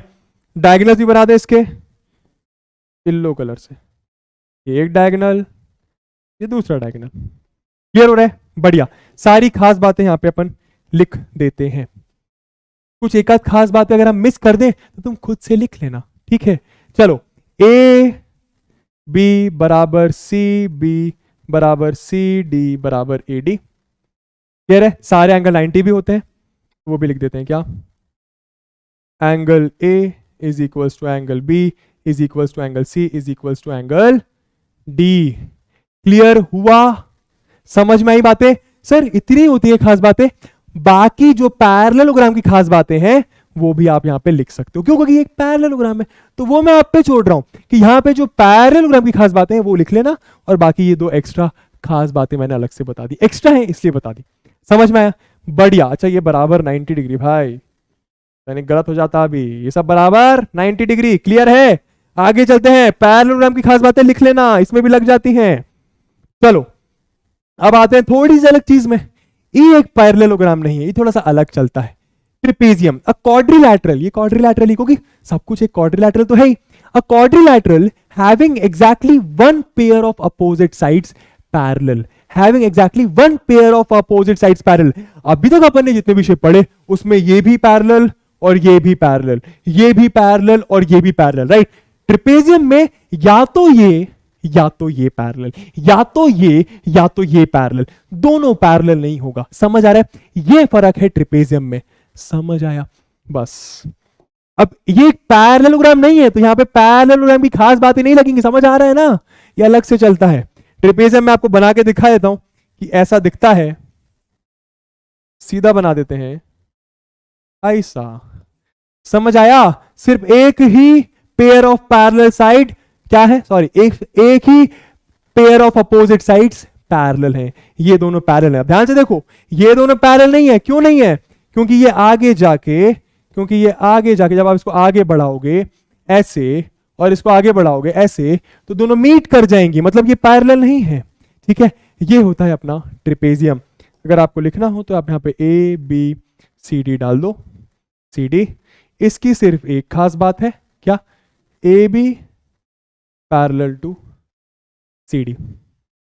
समझ में आया? आगे चलते हैं। यहां पे पैरेललोग्राम की खास बातें मत लिख देना, बार बार बोल रहा हूं। क्यों? क्योंकि ये सिंपल सा क्वाड्रिलैटरल है, पैरेललोग्राम नहीं है। ठीक है, आगे चलते हैं। आइसोसेलेस ट्रिपेजियम क्या होता है जरा समझते हैं। ट्रिपेजियम तो होगा, जाहिर सी बात है, ट्रिपेजियम तो होगा। तो ट्रिपेजियम की खास बात क्या? कोई भी एक पेयर पैरेलल। ठीक है, इसकी अलग से खास बात क्या है कि इसको आइसोसेलेस बोला। आइसोसेलेस ट्रायंगल याद है, दो साइड्स इक्वल, नहीं भी आता तो टेंशन मत लो। क्या होता है ये वाला ट्रिपेजियम? मैं आपको बताता हूं ट्रिपेजियम बना के। ठीक है, ट्रिपेजियम तो होगा। ठीक है, कहने का मतलब इसकी दो खास बातें, इसको ए बोला, इसको बी बोला, इसको सी बोला, इसको डी बोला। ठीक है, A B parallel to C D, ये बात हमें पता है। इसकी अलग से खास बात क्या है कि ये आइसोसेलेस है, वो मैं लिखने जा रहा हूं। ये जो एडी और बीसी होंगे ना, जो नॉन पैरेलल साइड्स हैं, जो क्या है नॉन पैरेलल साइड्स, वो इक्वल होंगी। एडी बराबर बीसी, एडी बराबर बीसी। कहने का मतलब एग्जाम्पल के तौर पे अगर ये 10 तो एग्जाम्पल के तौर पे ये भी 10 सेंटीमीटर मीटर। समझ आ रहा है? ठीक है, ये लिखा होता है यहां पे। A trapezium whose non parallel side, जो साइड्स पैरेलल नहीं है, आर इक्वल, जो नॉन पैरेलल साइड्स है वो इक्वल है। इसलिए ऐसे ट्रिपेजियम को क्या बोल दिया? Isosceles trapezium. लेकिन इंपॉर्टेंट क्या है कि ट्रिपेजियम तो है। समझ आ रही है सारी बातें? बढ़िया, आगे चलते हैं। काइटवा क्या होता है? ये है लास्ट। ठीक है, काइटवा क्या होता है जरा देखना। ठीक है, अ क्वाड्रिलैटरल, ये क्वाड्रिलैटरल है, पैरेललोग्राम नहीं, क्वाड्रिलैटरल। ठीक है, if it has two pairs of equal adjacent side. Adjacent side ये क्या होता है बताते हैं। एडजेसेंट साइड का मतलब बगल वाली साइड, आप समझ सकते हो। ठीक है, सिंपल भाषा में बता रहा हूं मैं। ठीक है, एग्जैक्ट डेफिनेशन ये नहीं होती, सिंपल भाषा में ये है और इससे काम चल जाएगा। मैं बताता हूं। सबसे पहले मैं काइट आपको बना के दिखाता हूं। काइट वैसे मेरे ख्याल से यार सब लोगों ने देखी होगी, पतंग। ठीक है, कुछ ऐसी दिखती है पतंग। ठीक है, ऐसे दिखने वाली पतंग को अपन क्या बोलेंगे? काइट बोलेंगे। कहने का मतलब क्या? खास बातें अभी लिख देंगे, जरा देखो पहले। इसकी खास बात क्या होती है? एडी के बगल वाली साइड कौन सी है? बी है, सही है। और डीसी के बगल वाली साइड कौन सी है? बीसी। सर डीसी के बगल वाली तो एडी भी है, लेकिन वो इक्वल नहीं है। कहने का मतलब सुनो, कोई भी दो पेयर, कितने पेयर? दो पेयर ऑफ एडजेसेंट साइड, कोई भी दो पेयर ऑफ एडजेसेंट साइड्स अगर इक्वल हुई तो मैं उसको काइट बोलूंगा। कहने का मतलब क्या? यहां पे आप खास बातें लिखो तो समझ जाओगे। एडी बराबर बी ए, एडी बराबर ए बी लिख दो, बी ए लिख दो, बात एक ही है। और क्या? डीसी बराबर बीसी, ये दोनों इक्वल, ये दोनों इक्वल। डीसी बराबर बीसी, डीसी बराबर बीसी, ये खास होता है काइट में। ठीक है, और इसकी जो अपोजिट साइड्स होती है ना, इसकी जो अपोजिट साइड्स होती हैं वो क्या होती है? क्या होती है? अनइक्वल होती हैं। क्या लिखा है यहां पे? अनइक्वल। काइट में अपोजिट साइड्स अनइक्वल होती है। देख भी सकते हो कैसे। एडी जो आपको जितना दिख रहा है, कुछ होगा एडी, कुछ 10 होगा, तो बीसी उससे ज्यादा ही दिख रहा है ना। एडी के opposite BC not equal, DC के अपोजिट बीए नॉट इक्वल। समझ में आया? क्लियर हुआ? ये होता है आपका काइट और काइट की खास बातें। अब मैंने आपको सबके डायगोनल्स के बारे में बताया, पैरेललोग्राम के बाइसेक्ट करते हैं, रेक्टेंगल के बाइसेक्ट करते हैं, स्क्वायर के बाइसेक्ट करते हैं, रोम्बस के बाइसेक्ट करते हैं। अलग क्या है, पैरेललोग्राम में डायगोनल सिर्फ बाइसेक्ट करते हैं। मैंने बता दिया बाइसेक्ट करने मतलब वो AO अपॉन CO लिखा था, BO अपॉन DO लिखा था, राइट। पैरेललोग्राम में डायगोनल सिर्फ बाइसेक्ट करते हैं। रेक्टेंगल में डायगोनल्स इक्वल भी होते हैं और बाइसेक्ट भी करते हैं। कहने का मतलब क्या, मैं आपको समझाता हूं रेक्टेंगल वाली स्लाइड पे जाके, जरा बहुत ध्यान से समझने की कोशिश करना, बहुत ध्यान समझ, बहुत ध्यान से। ये AO बराबर OC, DO बराबर BO क्या बता रहा है कि डायगोनल्स बाइसेक्ट कर रहे हैं, एक दूसरे को इक्वल हिस्सों में काट रहे हैं। लेकिन रेक्टेंगल की खास बात क्या कि वो एक दूसरे के इक्वल भी होते हैं, मतलब AC बराबर BD भी होता है, AC बराबर BD भी होता है। समझ आया, उसके डायगोनल्स इक्वल भी होते हैं। पैरेललोग्राम के डायगोनल्स जरूरी नहीं है कि इक्वल हो, हाँ बाइसेक्ट दोनों के करते हैं, लेकिन यहां पर इक्वल भी होते हैं। यहां पे AC BD के बराबर भी होता है। समझ में आया? यहां पे मैं एक और चीज ऐड कर देता हूं, ये अलग से ऐड कर रहा हूं इसलिए अलग कलर रख रहे हैं, पिंक से ऐड कर रहे हैं, ठीक है। बहुत ध्यान से समझना, क्या AC बराबर BD भी होगा, AC बराबर BD भी होगा। समझ में आ रहा है? आगे चलो आगे चलो आगे चलो, जल्दी जल्दी जल्दी जल्दी जल्दी। स्क्वायर स्क्वायर इक्वल, जो डायगोनल्स होते हैं वो इक्वल होंगे, इक्वल होंगे मतलब अभी जो मैंने रेक्टेंगल में लिखा वो सेम चीज स्क्वायर में भी लग जाएगी। बाइसेक्ट भी करते हैं और राइट एंगल्स पे करते हैं, बाइसेक्ट भी करते हैं और राइट एंगल्स पे करते हैं। तो जल्दी से स्क्वायर पे चलते हैं। स्क्वायर कहां गया, स्क्वायर कहां गया, सीरा स्क्वायर। अब समझना, बहुत ध्यान से, बहुत ध्यान से समझना। यहां पे मैंने स्क्वायर की खास बातें नहीं लिखी थी क्योंकि मैंने आपको क्या बोला था, पैरेललोग्राम की खास बातें यहां पे भी लिख लेना, ठीक है। बट अब जरा अगर मैं इसकी बातें लिखने जाऊंगा तो हमको पता है कि डायगोनल्स इक्वल है, मतलब AC डायगोनल है, BD डायगोनल है, ये इक्वल है। इसको मैं पिंक से लिख रहा हूं, यहां पे अलग से लिख, ठीक है। AC बराबर BD, समझ में आ रहा है? डायगोनल्स इक्वल भी और बाइसेक्ट तो करते ही है, मतलब क्या AO बराबर OC होगा, AO बराबर OC होगा और DO बराबर BO होगा, DO बराबर B होगा। और एक और खास बात, डायगोनल्स 90 डिग्री पे बाइसेक्ट करते हैं। कहने का मतलब क्या, ये 90, ये 90, ये 90, ये 90। समझ में आ रहा है? लिख देते हैं क्या क्या भाई, यहां पे इससे एक खास बात अलग से लिखी, एक खास बात अलग से लिखी, एक और खास बात लिखते हैं, क्या, angle AOB, angle AOB is equals to angle BOC, सही है, angle BOC is equals to angle COD is equals to angle DOA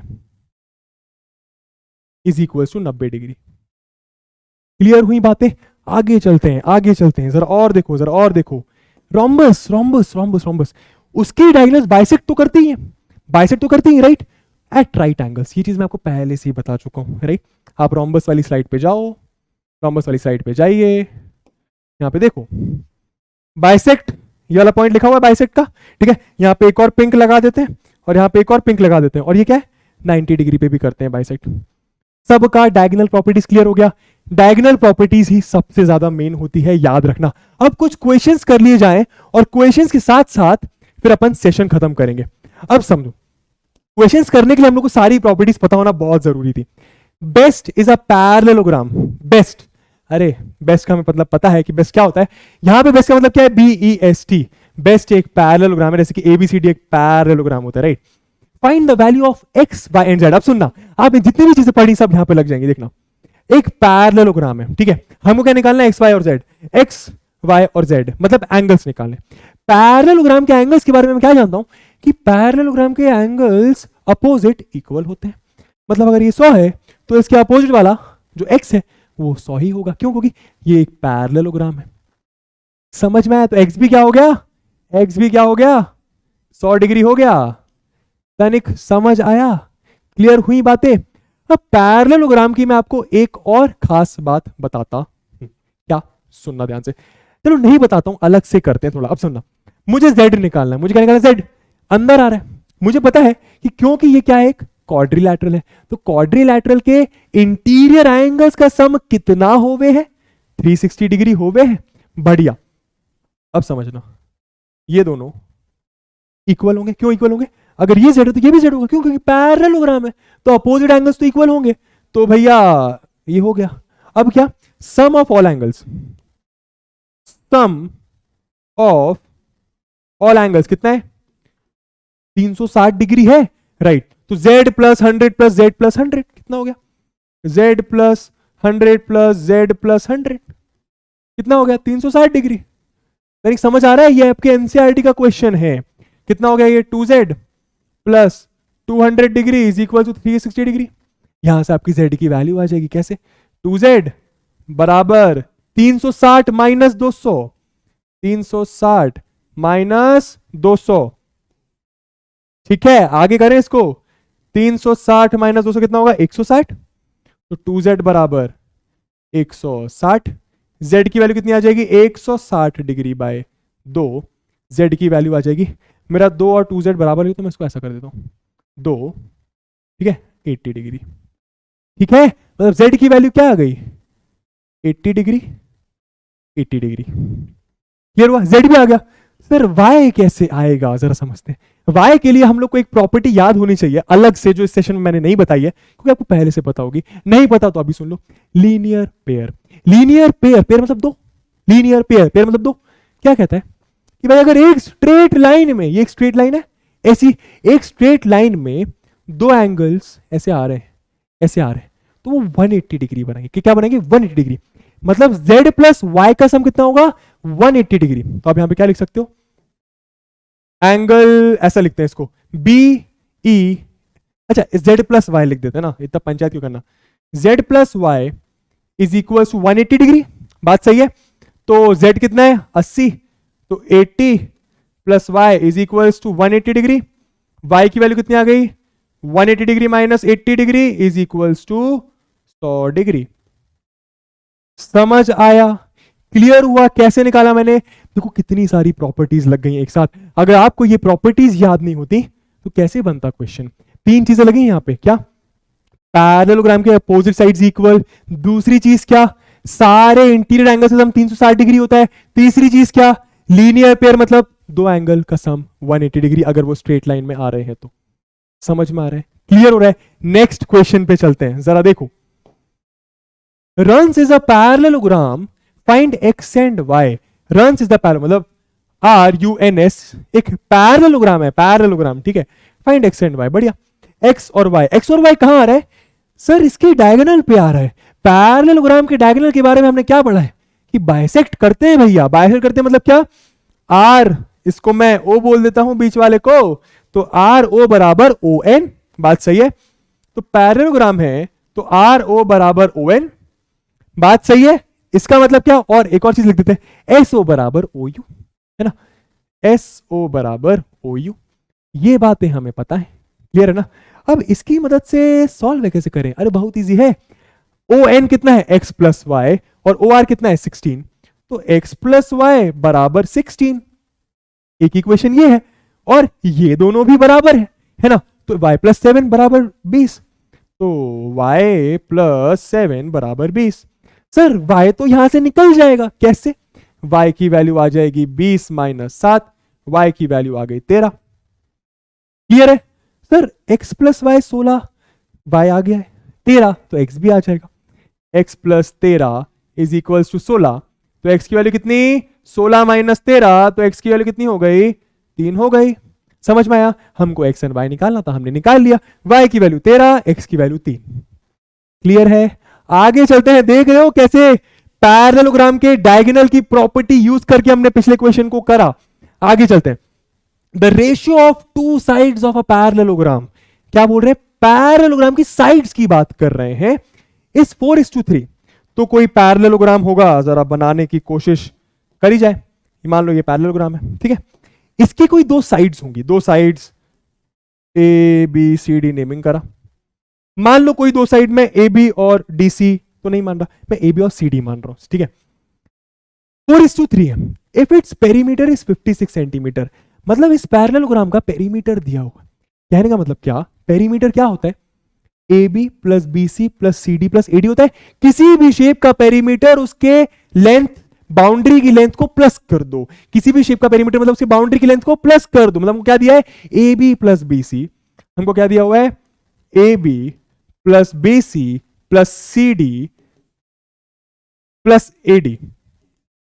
कितना दिया हुआ है, कितना दिया हुआ है 56, ये दिया है ना पेरीमीटर। क्या निकालना है, find the length of its sides, इसके साइड्स की लेंथ निकालना है। और रेशियो भी दिया हुआ था कुछ, क्या 4:3 दिया हुआ है। ठीक है। तो सर जब रेशियो में दिया होता है तो अगर एक साइड को मैं 4x मान रहा हूं तो दूसरी वाले को 3x मान लेता हूं। बात सही है? सर आपने इसको 4x माना तो इसको 3x क्यों नहीं माना? क्योंकि पैरेललोग्राम के अपोजिट साइड्स इक्वल होती हैं। मतलब अगर ये 4x है तो ये भी 4x होगा, और अगर ये 3x है तो ये भी 3x होगा। अगर मैं यहां पे 3x लिख देता तो ये दोनों तो इक्वल ही नहीं है, और पैरेललोग्राम तो फिर क्या होता है, इक्वल होना जरूरी है ना। पेरीमीटर आ जाएगा कि ए बी कितना 4x, BC कितना 3x, CD कितना 4x, AD कितना 3x बराबर 56। क्लियर है? 4x plus 3x 7x, 4x plus 3x 7x, 7x plus 7x 14x बराबर 56। x की वैल्यू कितनी आ जाएगी? 56/14। x की वैल्यू आगे कितनी कितनी? 4। सारी साइड्स कैसे आ जाएंगी? 4x मतलब क्या? 4 मल्टीप्लाइड बाय 16। 4 मल्टीप्लाइड बाय 16 कितना होता है? 64। ये 64 तो ये भी 64। सही है? 3x 3 मल्टीप्लाइड बाय 4 कितना हो गया? 12। तो ये हो गया 12 और ये भी हो गया 12। अब अगर तुमको हम पे विश्वास नहीं हो कि हमने सही निकाला है कि नहीं तो कैसे चेक करेंगे? 64 प्लस 12, कुछ गलत कर दिया, कुछ तो गलत कर दिया। एक सेकंड बबुआ, ये 16 नहीं है, x की वैल्यू 16 थोड़ी है। यहां पे x की वैल्यू 16 थोड़ी है, x की वैल्यू तो 4 है। तो 4 4 जा कितना हो जाएगा? 16 हो जाएगा। ये तनिक गलत कर दिए थे हम। 4 4 जा 16, 4 4 जा 16, तो ये भी 16 वो भी 16। अब चेक कर लेना, नहीं तो पिछले वाले में तो गलत हो जाता मैं। 16 प्लस 16 32, 32 प्लस 12 प्लस 12, 32 प्लस 24 आपका 56 आ जाएगा। चेक करना, मतलब कहने का मतलब इन सबको प्लस कर लेना, 56 आएगा जो हमारा पेरीमीटर था। क्लियर है? आगे चलते हैं भैया। तो भैया आगे जाने के लिए तो तनिक स्लाइड ही नहीं बची है। क्यों? क्योंकि ये सेशन और ये क्लास यहीं पर समाप्त होती है। इसी के साथ आई होप आप लोग को सारी चीजें समझ में आ गई होंगी। Curve, polygon, angle sum property, quadrilaterals और उसके टाइप्स। सबसे इंपॉर्टेंट चीज अगर मेरी पूछो तो इस चैप्टर में क्वाड्रिलैटरल जो स्पेशल टाइप के थे ना, पैरेललोग्राम, रेक्टेंगल, रोम्बस, वो सबसे इंपॉर्टेंट था तनिक। ठीक है? अगर आप वो चीजें याद रखते हो तो आपको क्लास 9th और 10th में जो जियोमेट्री आने वाली है वो बहुत आसान लगेगी, वादा है मेरा। ठीक है? थैंक यू वेरी मच जो मेरे साथ बना हुआ है इस क्लास में। इस बंदे की तरह कर रहा हूं मैं। ठीक है? अभी तक मैं आपसे मिलूंगा फिर कभी, और तब तक के लिए अपना ख्याल रखो एंड बाय।